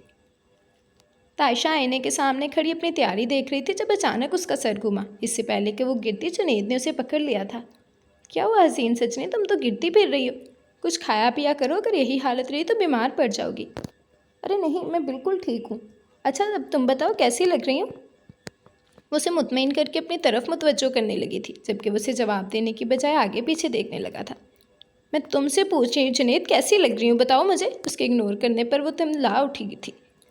जुनैद मैं कुछ पूछ रही हूँ, तुम बता रहे हो, या उसे गुस्से से घूरने लगी, जबकि जुनैद का सारा ध्यान अपने मोबाइल पर था। जुनैद साईं मैं कैसी लग रही हूँ, प्लीज़ बताएं मुझे। तायशा ने इस बार इज्जत के दायरे में रहते हुए उसे ना सिर्फ आप कहकर मुखातिब किया, बल्कि बहुत लाड से जुनैद साईं भी कहा, जिस पर जुनैद ने मुस्कुराते हुए उसका हाथ पकड़कर उसे अपने सामने किया। शहजादी लग रही है, जैसे किसी महल से भटक कर जंगलों में निकल आई हो और इन्हीं जंगलों में मौजूद एक मुसाफिर को अपना दीवाना कर चुकी हो। इतना दीवाना कि वो दीवाना तुम्हें देखे बगैर रह ही नहीं सकता मेरा हसीन सजनी। उसकी कमर में हाथ डालता उसे अपने मज़ीद करीब करते हुए बोला था, जबकि वो मुस्कुराते हुए उसके सीने पर अपना सर रख गई थी। अरे मुकद्दम साईं, आप यहाँ अंदर आए, बाहर क्यों खड़े हैं। करदम उसे देखकर खुशदिली से बोला, जबकि वो मुंह बनाए अंदर दाखिल हुआ था। बस बहुत हो गया करदम साईं, आप जो कह रहे हैं मैं कर रहा हूँ, और इसके बावजूद भी आप मुझे नहीं बता रहे कि मेरी। वो भी बोल ही रहा था कि धड़कन बाहर आ गई। मुकद्दम लाला शुक्र है आपको भी वक्त मिला आने का। उसे इतने दिनों के बाद देखकर वो सारे गिले शिकवे बुलाकर उससे मिलने लगी थी। कैसी हो गुड़िया, और तुम्हारी पढ़ाई कैसी जा रही है। उससे मिलते हुए वो मुस्कुराकर बोला, जबकि मुंह अभी भी उसका बना हुआ था। धड़कन तुम चाय बनाओ अपने लाला के लिए, तब तक हम अंदर बैठे हैं, करदम ने धड़कन से कहा तो मुकद्दम के कान खड़े हो गए थे। अस्तगफुरुल्लाह धड़कन, मेरे लिए चाय मत बनाना, तुम्हारी चाय पीकर मुझे 15 दिन नींद नहीं आएगी। खुदा के लिए मैं सोना भी चाहता हूँ, वो धड़कन को रोकते हुए बोला तो धड़कन का मुंह बन गया था, जिस पर करदम को तरस आ गया था। तुम्हारी चाय की लोगों को कदर ही नहीं है, सिर्फ मैं कदर करता हूँ तुम्हारी चाय की। जाओ मेरी जान, बनाओ मेरे लिए चाय। नहीं पीनी ना सही मुकद्दम साईं, लेकिन मेरी बीवी की बेइज्जती मत करो, वो उंगली दिखाकर बोला, जिस पर धड़कन का मूड फिर से खुशहाल हो गया था।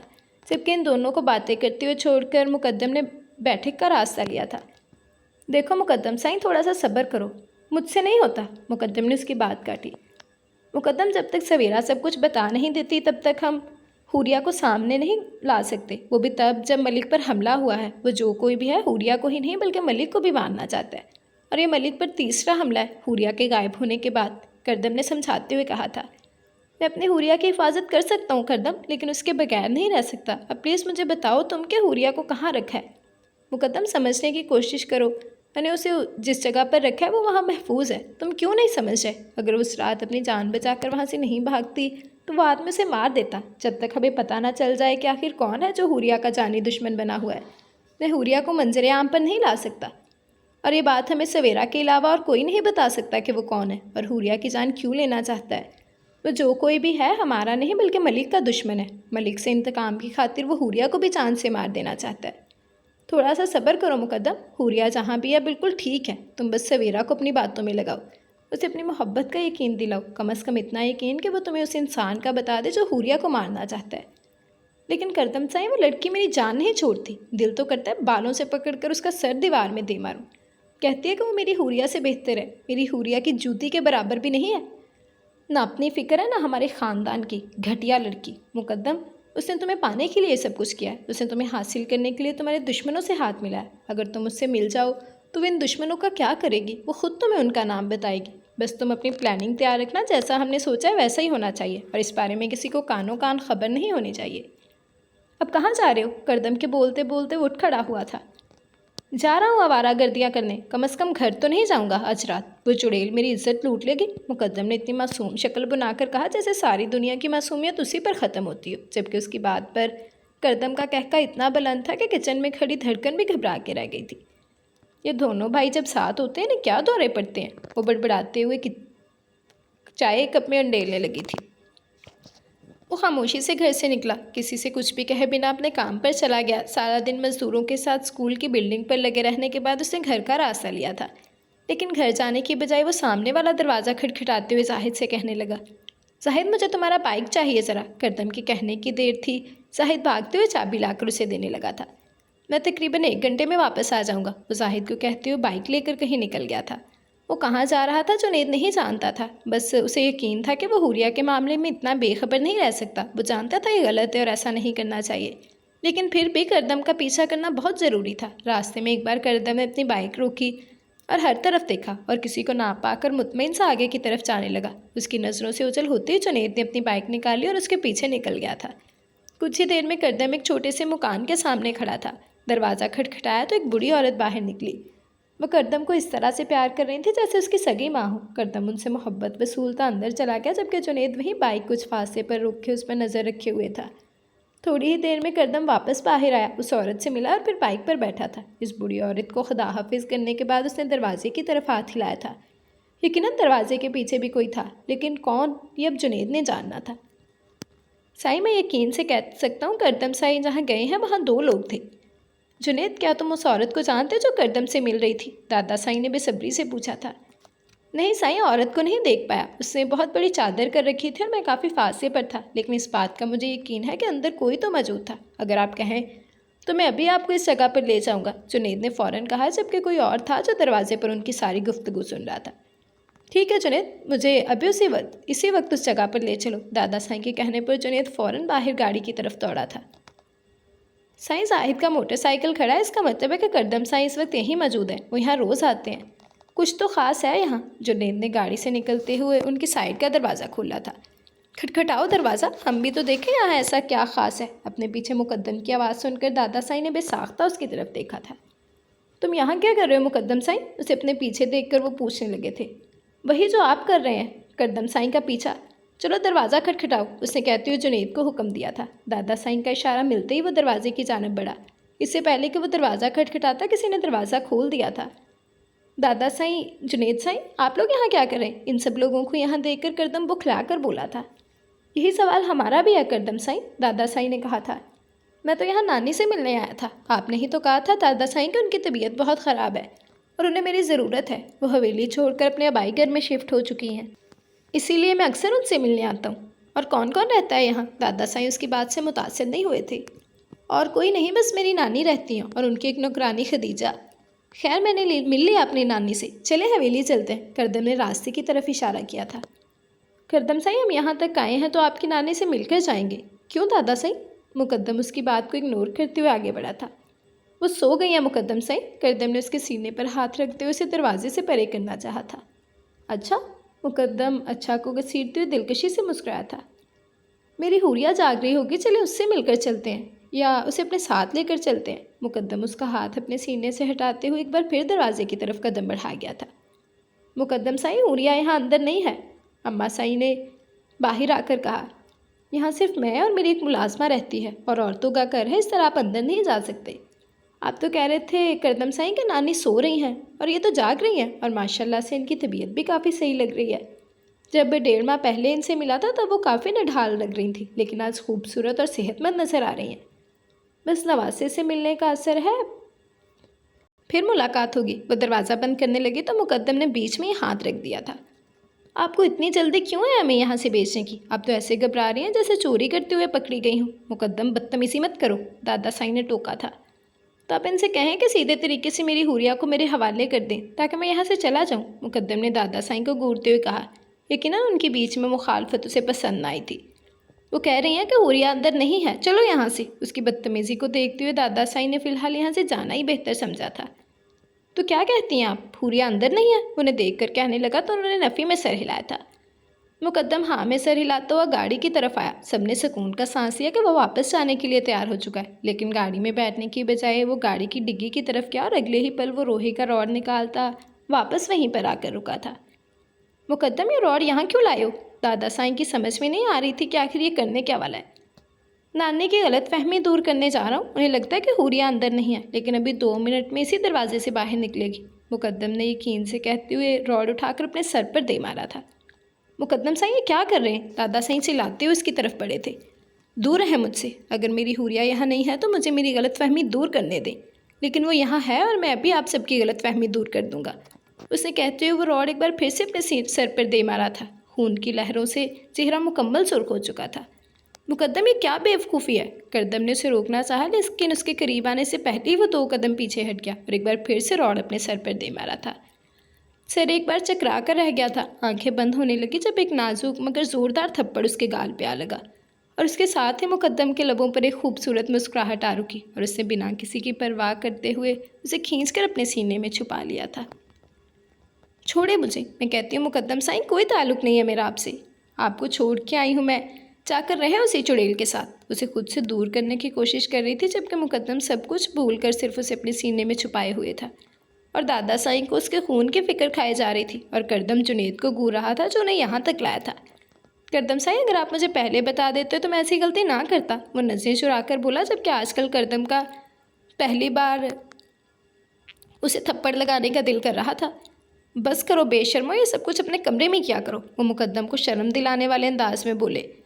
हुरिया बेटा अंदर लेके चलो इसे और इसके सर पर कुछ बांधो, कितना खून ज़ाया हो गया इसका। नहीं, हमें कहीं नहीं जाना, हुरिया मेरे साथ चलेगी। मुकद्दम उसे अपनी बाहों में लिए अपने बहते हुए खून की परवाह किए बगैर बोला था। कहीं नहीं जाऊंगी और आपके साथ तो हरगिज़ नहीं जाऊंगी। आपको मेरी बिल्कुल भी परवाह नहीं है।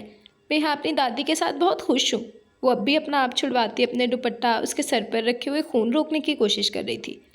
हुरिया मैंने कहा ना मैं तुम्हें सब कुछ बताऊँगा, तो फिर इस तरह घर छोड़ के आने का क्या फ़ायदा है? तुम घर चलो, तुम जो कहोगे मैं करूँगा, मुझे कुछ नहीं जानना, बस तुम मेरे साथ रहो। उसका हाथ ज़बरदस्ती पकड़े अपने साथ ले जाने लगा था। हाँ, आपके साथ घर चलूँ ताकि आप जाकर उस चुड़ैल के साथ रहें और मुझे कोई भी आके कत्ल कर जाए। अगर उस रात वहाँ से नहीं आते तो आज भी मुझे मार देता। आपको अंदाज़ा भी है कि उसके पास कितना बड़ा चाकू था। आप तो अपनी शादीशुदा ज़िंदगी में बहुत खुश है ना। आपको क्या परवाह कि मेरा क्या हो रहा है, मेरे साथ क्या हो रहा है? कोई मुझे जान से मार देना चाहता है। मैं यहाँ ठीक हूँ मुकद्दम साईं, वो अब भी अपना आप छुड़वा रही थी। मैं तुम्हारी हिफाजत करूँगा हुरिया, मैं तुम पर आँच भी नहीं आने दूंगा। बस आखिरी बार मेरा यकीन कर लो, मैं तुम्हें इस निकाह की वजह बताऊँगा। घर चलो, मैं तुम्हें सब कुछ बताऊँगा। हाँ बेटा घर चलो, हमने तो तुम्हारे बगैर वो घर कभी देखा ही नहीं, इसीलिए तुम्हारी कमी इतनी शिद्दत से महसूस हो रही है कि हमें तो रात भर नींद ही नहीं आती। इस बार दादा साईं ने इल्तिजा की तो वो खामोश होकर करदम को देखने लगी थी। ठीक है, अगर आप लोगों को लगता है कि हुरी घर में महफूज है तो मुझे वहाँ ले जाने में कोई एतराज़ नहीं, लेकिन मुझे एतराज़ है। अगर मैं घर जाऊँगी तो मुकद्दम साईं से मेरा कोई ताल्लुक़ नहीं होगा। दिमाग ख़राब हो गया है, एक लगा के सारी अकल ठिकाने लगा दूंगा। ताल्लुक़ नहीं की बच्ची, मुकद्दम ने उसकी बात काटते हुए कहा था। मुकद्दम साईं, आप भूल गए हैं कि आप मेरी जगह किसी और को दे चुके हैं घर में, और एक सौतन के साथ मैं सारी ज़िंदगी नहीं गुजार सकती। उसके अंदाज ने हुरिया को भी गुस्सा दिला दिया था। ठीक है, तुम घर तो चलो, बाकी सब कुछ हम बाद में तय कर लेंगे। फिलहाल वो हुरिया की शक्ल देखकर बहुत खुश था, इसीलिए उसे बिल्कुल नहीं छेड़ना चाहता था। आगे उसके साथ रहना या ना रहना वो मुकद्दम ने घर जाके तय कर लेना था, और वैसे भी उसे अपनी हुरिया के पास जाने से खुद हुरिया भी नहीं रोक सकती थी। फिलहाल उसके लिए इतना ही काफ़ी था कि वो बिल्कुल ठीक है और घर चल रही है। वैसे भी हुरिया उनके ख़ानदान की वो पहली औरत थी जिसने अपने शौहर पर हाथ उठाया था। आप यहाँ क्या कर रहे हैं? उन्हें अपने घर देखकर हैदर को गुस्सा आ रहा था। उनकी शक्ल ना देखनी पड़े सिर्फ इसीलिए तो वो तायशा से मिलने उनके घर तक नहीं गया था, वरना इससे पहले वो जब भी पाकिस्तान आया था तायशा से मिलने उनके घर ज़रूर जाता था। तुमसे मिलने आई हूँ हैदर, तुम पाकिस्तान आए हो और अपनी माँ से नहीं मिले। कौन सी माँ? किसकी माँ? वो जो 20 साल पहले दौलत के लिए मुझे छोड़कर चली गई, या वो माँ जो दौलत के लिए अपनी बेटी को दिन रात मारती है? मुझे समझ नहीं आ रहा आखिर आपका प्लान फेल कैसे हो गया। वो तो खुदा का लाख लाख शुक्र है कि मेरी बहन को जुनेद पसंद आ गया और उसने शादी कर ली, वरना तो आप मेरी बहन का भी इस्तेमाल करती इस दौलत की लालच में। ऐसा नहीं है दिन, मैं तो सिर्फ तुम्हें और तायशा को एक बेहतरीन ज़िंदगी देना चाहती थी। मैंने ये सब कुछ तुम दोनों के लिए किया, और मैं बहुत जल्दी तायशा को जुनेद से तलाक दिलवा कर हवेली लाऊंगी और उसकी शादी करदम से करवाऊंगी, रिजवाना ने सफाई पेश करने वाले अंदाज में कहा। खुदा के लिए अम्मा साईं, अपने लालच को हमारी बेहतरी का नाम ना दे और जीने दे हमें। तायशा के साथ अब कुछ गलत मत कीजिएगा, वो जुनेद के साथ बहुत खुश है और प्लीज़ उसे खुश रहने दीजिए। और जहाँ तक मेरा सवाल है तो नहीं, मेरे पास मेरे बाप की छोड़ी हुई बहुत दौलत है। मुझे किसी दूसरे के हक पर डाका डालने की ज़रूरत नहीं है। चले जाएं यहाँ से, मैं आपका चेहरा भी नहीं देखना चाहता, कम अज़ कम इस वक्त तो नहीं। वो कहते हुए वहीं से अंदर चला गया और अपने आप को लॉक कर दिया। 20 साल से तो इस तरह वापस नहीं आई थी। आज अपने बेटे की चाहत उन्हें यहाँ खींच लाई, लेकिन फिर भी वो अंदर न गई क्योंकि उनका इरादा तायशा के पास जाने का था। वो भी घर वापस आया था और घर आते ही तायशा को हुरिया के वापस मिलने की खुशखबरी सुनाई। क्या वो करदम साईं के पास थी? करदम साईं ने ये बात सबसे क्यों छुपाई? जुनैद ने सब कुछ बताया तो वो पूछने लगी थी, क्योंकि उसकी जान को खतरा है, कोई उसे जान से मार देना चाहता है और हमें सवेरा पर शक है कि वो इस शख्स को जानती है जो हुरिया को मारना चाहता है। और करदम साईं वजह जानने चाहते थे कि उस शख्स की हुरिया के साथ क्या दुश्मनी है। वो तो कभी अकेले घर से बाहर भी नहीं निकली, तो इस शख्स को हुरिया से ऐसी क्या दुश्मनी है कि वो उसे जान से मार देना चाहता है। हुरिया के गायब होने के दौरान 2-3 बार मलिक पर अटैक हुए। सबको लगता है कि वो सिर्फ हुरिया का नहीं बल्कि मलिक का भी दुश्मन है। वैसे खुशबू मेरी प्यारी आ रही है, क्या बनाया? उसे परेशान देखकर जुनैद उसका ध्यान बटाने लगा तो वो मुस्कुराई थी। मैंने अचार गोश्त बनाया, अभी रोटी डालती हूँ, मिलकर खाएंगे। तायशा मुस्कुरा कर उठी जब जुनैद ने उसका हाथ थाम कर अपनी तरफ खींचा था। आज मैंने तुम्हें बताया नहीं तुम कितनी प्यारी लग रही हो। उसके चेहरे के बाल हटाता उसका चेहरा अपने हाथों में लिए शरारती अंदाज में बोला था। जुनैद की नज़र उसकी आंखों से होती हुई छोटी सी नाक पर ठहरी और फिर लबों से होती हुई अपने दुश्मन उस कातिलाना तिल पर। इससे पहले कि वो इस तिल को अपने जुल्म का निशाना बनाता, वो बिना इजाज़त अंदर दाखिल हुआ था। पल में तायशा का सुर्ख रंग बदलते जर्द पड़ने लगा था। मुझे मेरी बेटी से अकेले बात करनी है, तुम ज़रा बाहर जाओ, रिजवाना उसे हुक्म देते हुए अंदाज में बोली तो वह एहतरामन मुस्कुरा उठा था। ठीक है, आप दोनों बातें करें, मैं आपके लिए चाय लेकर आता हूँ। ज़रूरत नहीं है, मैं बस अपनी बेटी से बात करना चाहती हूँ, तुम अपनी शक्ल दफ़ा करो यहाँ से, वो गुस्से से बोली। उनके अंदाज पर गुस्सा तो जुनैद को भी आया था, लेकिन उनका एहतराम करना उस पर फ़र्ज था क्योंकि वो उसके लिए माँ का मुकाम रखती थी। अंदर चलो, उन्होंने तायशा को इशारा किया जब तायशा ने डरते हुए अंदर की तरफ कदम बढ़ाए और उसके साथ ही उसका सर घूम कर रह गया। इससे पहले कि वो गिरते बाहर की तरफ जाते जुनैद ने फ़ौरन उसे थाम लिया था। तायशा, क्या हुआ इसे? उसका सारा बदन ठंडा पड़ चुका था और देखते ही देखते वो बदहवास हो गई। क्या किया तुमने मेरी बेटी के साथ? क्या हुआ अचानक? रिजवाना धारते हुए बोली थी। माफ़ कीजिएगा बीबी जी, मेहरबानी फरमाकर इस वक्त आप जाएं, मैं डॉक्टर के पास ले जाना चाहता हूँ। वो भी बिना लिहाज के बोला और तायशा के वजूद को अपनी बाहों में बरता उठकर बाहर निकल गया था। अकबर, जब भी बीबी जी चली जाएं तो मेरे घर को ताला लगा देना, जुनैद कहते हुए आगे निकल गया। उसका इरादा डेरे पर जाकर वहाँ से गाड़ी निकालने का था ताकि वो उसे हॉस्पिटल लेकर जा सके। दादा साईं हुरिया का हाथ थामकर उसे अंदर लाए थे। सवेरा जो इधर से उधर टहलकर मुकद्दम का इंतजार कर रही थी, उसे देखकर शौक रह गई थी। बाबा साईं, ये यहाँ क्या कर रही है? ये तो चली गई थी ना घर छोड़ के। नाजिया को हुरिया को देखते ही गुस्सा आ गया था। इसे हम लाए हैं नाजिया, ये हमारे घर की बहू है, हमारी बेटी है। खुदा का लाख लाख शुक्र है कि ये सही सलामत है और वापस आ गई है। आखिर हमने इसे ढूंढ निकाला और अब से यहीं रहेगी और कोई भी इससे कोई सवाल नहीं करेगा। लेकिन मुकद्दम साईं, सवेरा ने कुछ कहना चाहा जब दादा साईं ने हाथ उठाकर उसे खामोश करवा दिया था। हमारी नवासी का मुकद्दम साईं से कोई ताल्लुक नहीं, और ख़बरदार जो मुकद्दम साईं इसके करीब भी भटके। मरा नहीं जा रहा मैं आपकी नवासी के लिए, और ना ही मेरा इससे कोई ताल्लुक है, ये तो मैं आपको बहुत पहले ही बता चुका हूँ। मुकद्दम ने दरवाजे से अंदर दाखिल होते ही सवेरा को खुश कर दिया था। मैं अपनी बीवी के साथ बहुत खुश हूँ और मुझे आपकी नवासी की हरगिज़ भी कोई ज़रूरत नहीं है। मुकद्दम उनके सामने आकर रुका था। और ना ही मुझे आपकी, वो कहकर अपने कमरे की तरफ जाने लगी। कमरे की तरफ कदम बढ़ाते हुए हुरिया के कानों में आवाज़ आई थी। मुबारक हो मुकद्दम साईं, आप बाप बनने वाले हैं। फुप्पो साईं जो कहीं बाहर गई थी, अंदर दाखिल होकर मुस्कुराते हुए उसकी तरफ आई थी और उसे मुबारकबाद देने लगी थी, जबकि मुकद्दम शॉक्ड सा इन तीनों औरतों को देख रहा था। सवेरा नज़र झुकाए अपनी शक्ल पर उदासी से जाए ज़मीन को घूर रही थी। खैर मुबारक, आपको भी मुबारक, ये तो बहुत खुशी की बात है। वो सवेरा की तरफ आया और मुस्कुरा कर बोला, जबकि सवेरा आंसुओं भरी एक नज़र उस पर डालते अंदर कमरे की तरफ भाग गई थी। जब मुकद्दम ने पिलर के पीछे दो गुस्से से भरपूर नज़रों को खुद को घूरते हुए पाया था, चेहरे पर अपने आप तबस्सुम खिला था। नहीं करदम साईं, अभी चले ना, हुरी दीदा से मिलते हैं। करदम जब से आया था धड़कन उसकी मिन्नतें किए जा रही थी। उसकी तो खुशी का कोई ठिकाना ही ना था। आखिर उसकी दुआएं रंग लाई थी। उसकी हुरी दीदा बिल्कुल ठीक थी और घर वापस आ चुकी थी। हम कल सुबह चलेंगे मेरी जान, मैं दादा साईं को बता के आया हूँ, करदम ने उसे बहलाते हुए कहा था। मैं नहीं बोलती आपसे, आप कभी भी मेरी बात नहीं मानते। वो गुस्से से पाँव पटकती अंदर चली गई थी। मौसम ख़राब हो रहा था और हवेली यहाँ से काफ़ी दूर थी। वो जाते तो वापसी पर मुश्किल होती, इसीलिए उसे बहलाने की कोशिश कर रहा था, लेकिन वो अब उससे नाराज़ होकर बैठ गई थी। डेरे पर चले, वो कमरे में आया और उसे बहलाने की खातिर बोला था।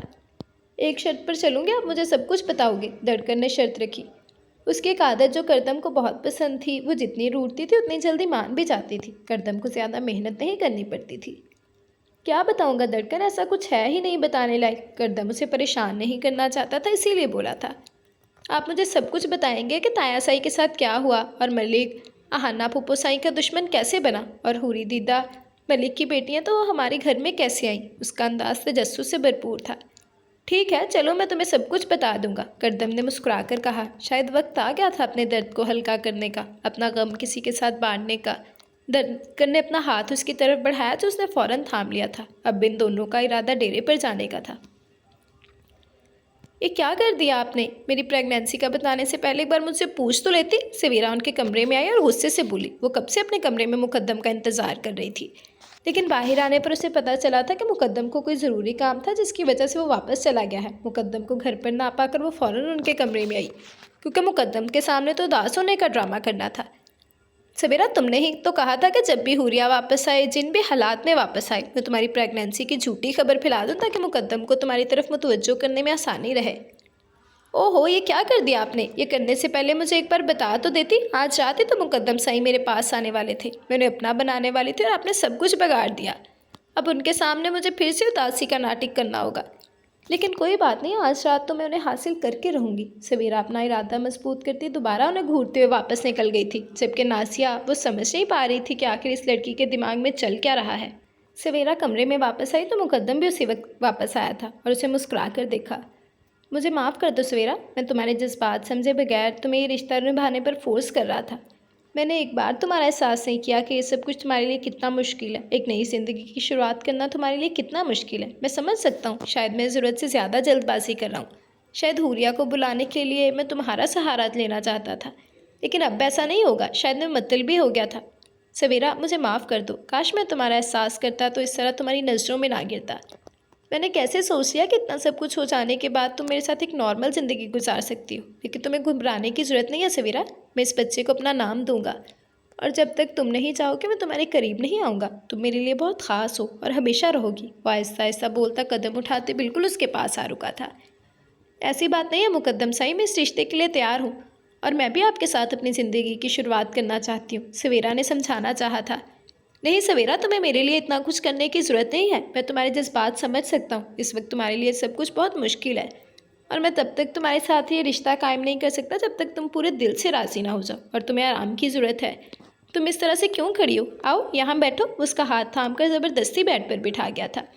तुम यहाँ आराम करो। मेरे कमबख्त दोस्त आए हुए हैं, मुझे ज़बरदस्ती अपने साथ लेकर जाना चाहते हैं, लेकिन मैं कोशिश करूँगा कि जल्दी वापस आ जाऊँ। तुम अपना बहुत सारा ख्याल रखना। मुस्कुराकर उसका गाल थपथपाता वो कमरे से बाहर निकल गया था। सवेरा काफ़ी देर बैठकर खुद पर लानत भेजती रही, फिर उठकर बाहर जाने लगी। जब उसे एहसास हुआ कि दरवाज़ा तो लॉक है। उसने बहुत बहुत कोशिश की, यहाँ तक काफ़ी देर दरवाज़ा खटखटाते रही, लेकिन बाहर शायद कोई मौजूद ही नहीं था। यह दरवाज़ा अटक कैसे गया? वो खुद से कहती हुई वापस आकर बेड पर ले गई। आज का दिन ही मनहूस है। एक तो मैं अपना फ़ोन कमरे में छोड़ के आ गई, और दूसरी वो हुरिया घर वापस आ गई। ये तो शुक्र है कि हुरिया और मुकद्दम साईं का आपस में कोई ताल्लुक़ नहीं रहेगा, वरना ये सब कुछ कितना मुश्किल हो जाता है। लेकिन अब मुकद्दम साईं सिर्फ मेरे हैं, आज नहीं तो कल सही। सवेरा सोचते हुए आहिस्ता से आंखें मूंद कर अपनी आने वाली ज़िंदगी के हसीन ख्वाब देखने लगी।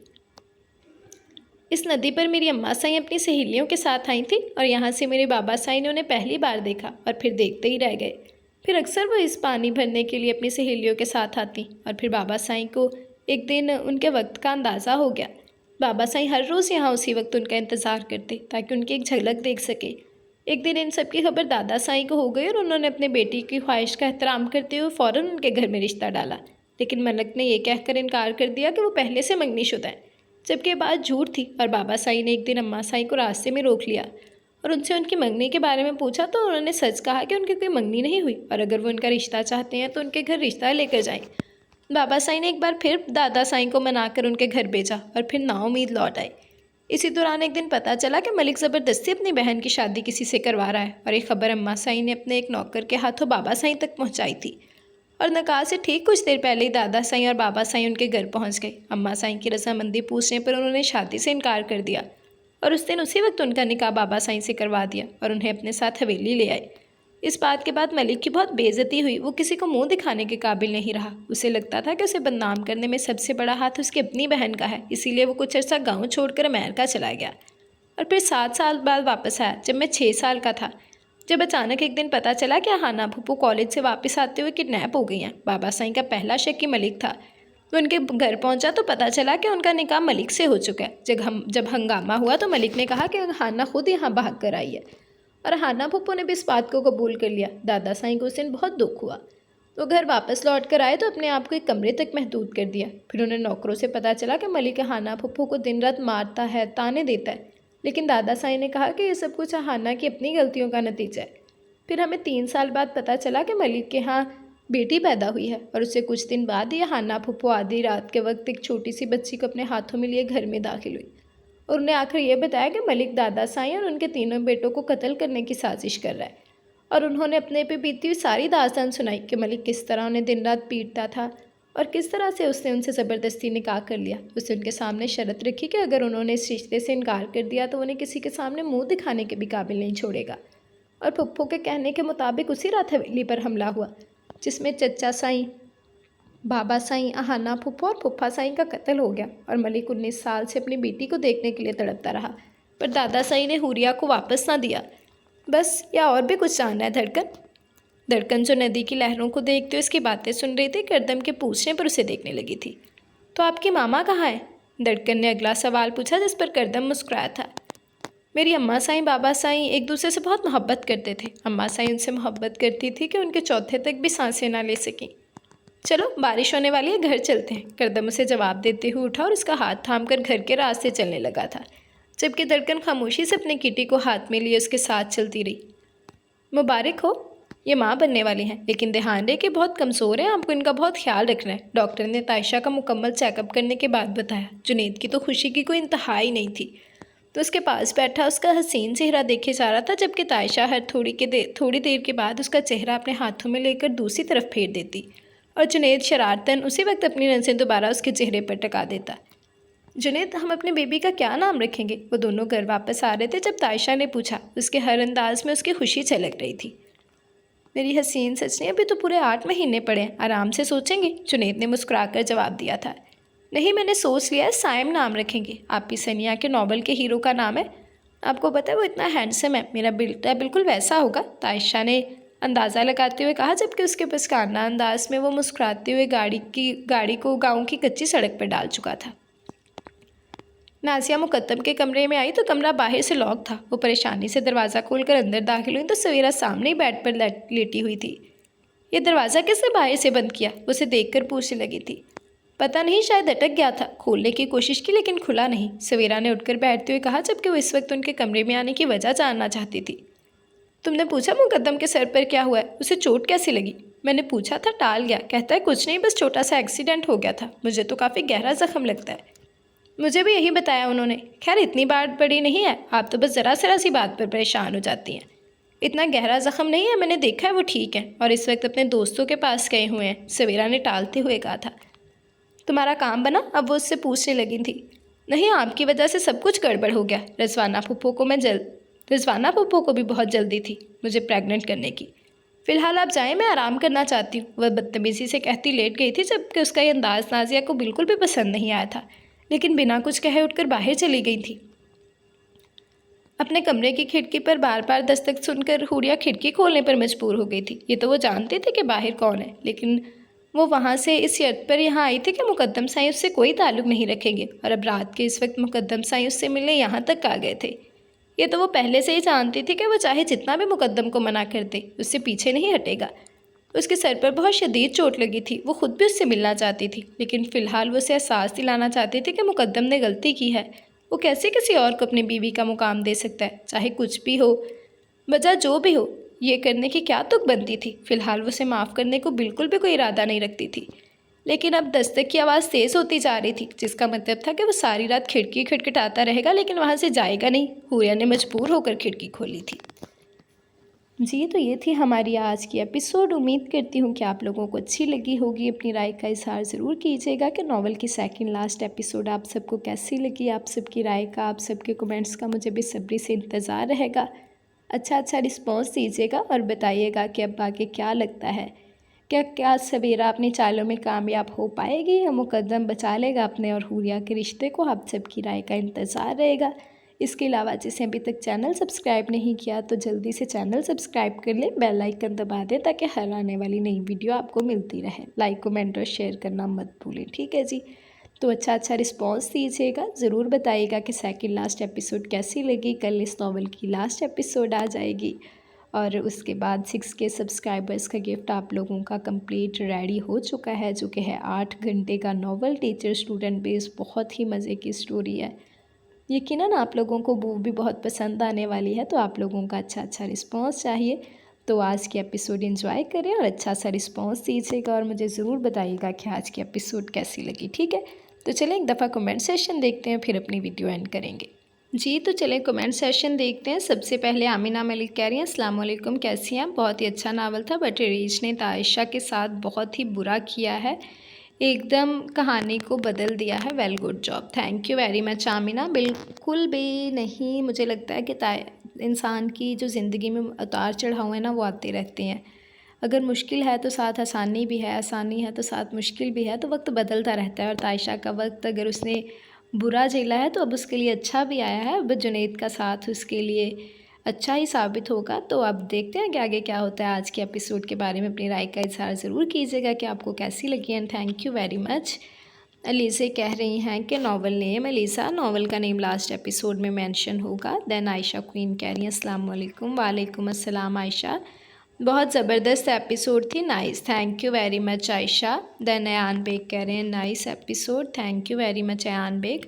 ऐसे दिन बर दिन आप लोगों के छोटे नहीं होते जा रहे कमेंट। अयान बेग, आयशा क्वीन, सीमा सुल्ताना का तो वैसे ही नहीं आ रहा, बेवफाई करके गई हैं वो मेरे साथ, मुझे बोल रही थी मैं आऊँगी लाजमी।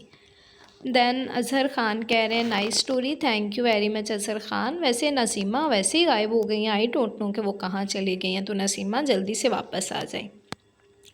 देसी पाकिस्तान कह रहे हैं nice episode, thank you very much. Mohammad Tofail कह रहे हैं अस्सलाम वालेकुम आपी जान जी, कैसी हैं आप। नॉवल एपिसोड बहुत अच्छा था, बहुत शुक्रिया आपका। मैंने आपको बोला था मुकद्दम की लव स्टोरी को नज़र लगने वाली है और वही हो गया है ना। मुझे भी लगता था कि इतनी या सीधी स्टोरी तो बिल्कुल नहीं जाएगी, कुछ ना कुछ तो गड़बड़ होगी। तो अब देखते हैं कि क्या होता है। सवेरा ने देख लो कितनी चाल चली है, कितनी कमीनी फितरत की औरत है वो। अपने बाप उसका मर रहा है और उसे ये शर्म नहीं है कि अपने बाप की बीमारी में वो अपने बाप के साथ हो, वो उसकी बीमारी का फ़ायदा उठा रही है मनूस औरत। मेरी ने छितर पैने चाहिए। हुरिया के लिए बहुत बुरा लग रहा है जी तायशा, मुझे तो हुरिया का बहुत बुरा लग रहा है। Thank you very much Mohammad Tofail. Huriya के बारे में अब इंशाल्लाह आगे अच्छा ही अच्छा होगा। अब वो वापस आ गई है, मुकद्दम साईं अब खुद ही सब ठीक कर देंगे। अब उसमें सवेरा की जो चाल है, अब उसकी चाल को मुकद्दम साईं समझ पाते हैं नहीं, ये अब हमें कल के एपिसोड में पता चलेगा, जो कि है लास्ट एपिसोड। तो देखते हैं क्या होता है। Thank you very much Mohammad Tofail. Then Zainab Sagheer कह रही हैं ज़बरदस्त यार, thank you very much Zainab. Then Shahji कह रहे हैं बहुत ज़बरदस्त episode, thank you very much Shahji. Aftab कह रहे हैं nice episode, thank you very much Aftab, आपको अच्छा लगा, मुझे खुशी हुई। आगे भी अपनी राय का इज़हार ज़रूर कीजिएगा। दैन गौसिया कह रही हैं nice, thank you very much Gausia. Salaha कह रही हैं nice, thank you very much Salaha. Then Warim कह रहे हैं कि हुरिया को सवेरा सब बता देगी। सवेरा इतनी अच्छी, सवेरा ने खुद चालें चली हैं कमीनी औरत ने। अब देखते हैं कि सवेरा की अकल ठिकाने कैसे लाता है मुकद्दम। तो मैं तो कहती हूँ इससे बस इसकी मुंडी मरोड़ देनी चाहिए कमीनी औरत की। बड़ी सती सावित्री बन रही थी, मुझसे हज़म ही नहीं हो रहा था कि इतनी अच्छी बन कैसे रही है। खैर अब आगे देखते हैं कि क्या होता है। थैंक यू वेरी मच वरीम, आखिर आपने अपनी राय तो दी, वरना तो अवाम यहाँ सो रही है। दैन सायरा बीबी कह रही है top novel, thank you very much Saira, आपको अच्छा लगा, मुझे खुशी हुई। आगे भी आपकी राय का इंतज़ार रहेगा। दैन कनीज़ जोहरा कह रही हूँ my God, twist and twist and twist. First मुकद्दम पर चलने वाली गोली करदम को लगी, फिर धड़कन का बिहेवियर। मुझे बिल्कुल उम्मीद नहीं थी कि वो पुप्पो की बात सुनेगी। फुप्पो है ही मनूस, सारिਆਂ ਨੂੰ ਗੱਲਾਂ 'ਤੇ ਲਾ ही ਲੈਂਦੀ। एंड देन तायशा, क्या राइटर ने ट्विस्ट मारा है, पूरा प्लान फ्लॉप। तायशा का जो होना था वो हो गया, अब बारी है सवेरा की। आहो सवेरा की मुंडी मरोड़ने का टाइम इंशाल्लाह कल आएगा, कुछ ना कुछ तो उसका हल निकालेंगे। Thank you very much Kaniza, आपका कमेंट बहुत मज़े का था। आगे भी अपनी राय का इजहार ज़रूर कीजिएगा। दैन फ़िज़ा कह रही हैं ज़बरदस्त नावल आपी, thank you very much Fiza. Shahreen Shahzadi कह रही हैं नाइस एपी, thank you very much Fiza. Then Maaz कह रहे हैं आपने अपने नावल को ख़राब क्यों कर रही हैं? नहीं भई, हम बिल्कुल ख़राब नहीं करेंगे, हम मुक़द्दम साईं को वापस लाएंगे। इस बहुत बड़ा ट्विस्ट आने वाला है कल की लास्ट एपिसोड में, जो आप सबको हैरान कर देगा और आप मायूस बिल्कुल नहीं होंगे, ठीक है। Thank you very much. Then Koki Khan कह रही हैं शुक्रिया आपी, थैंक यू वेरी मच कोकी ख़ान।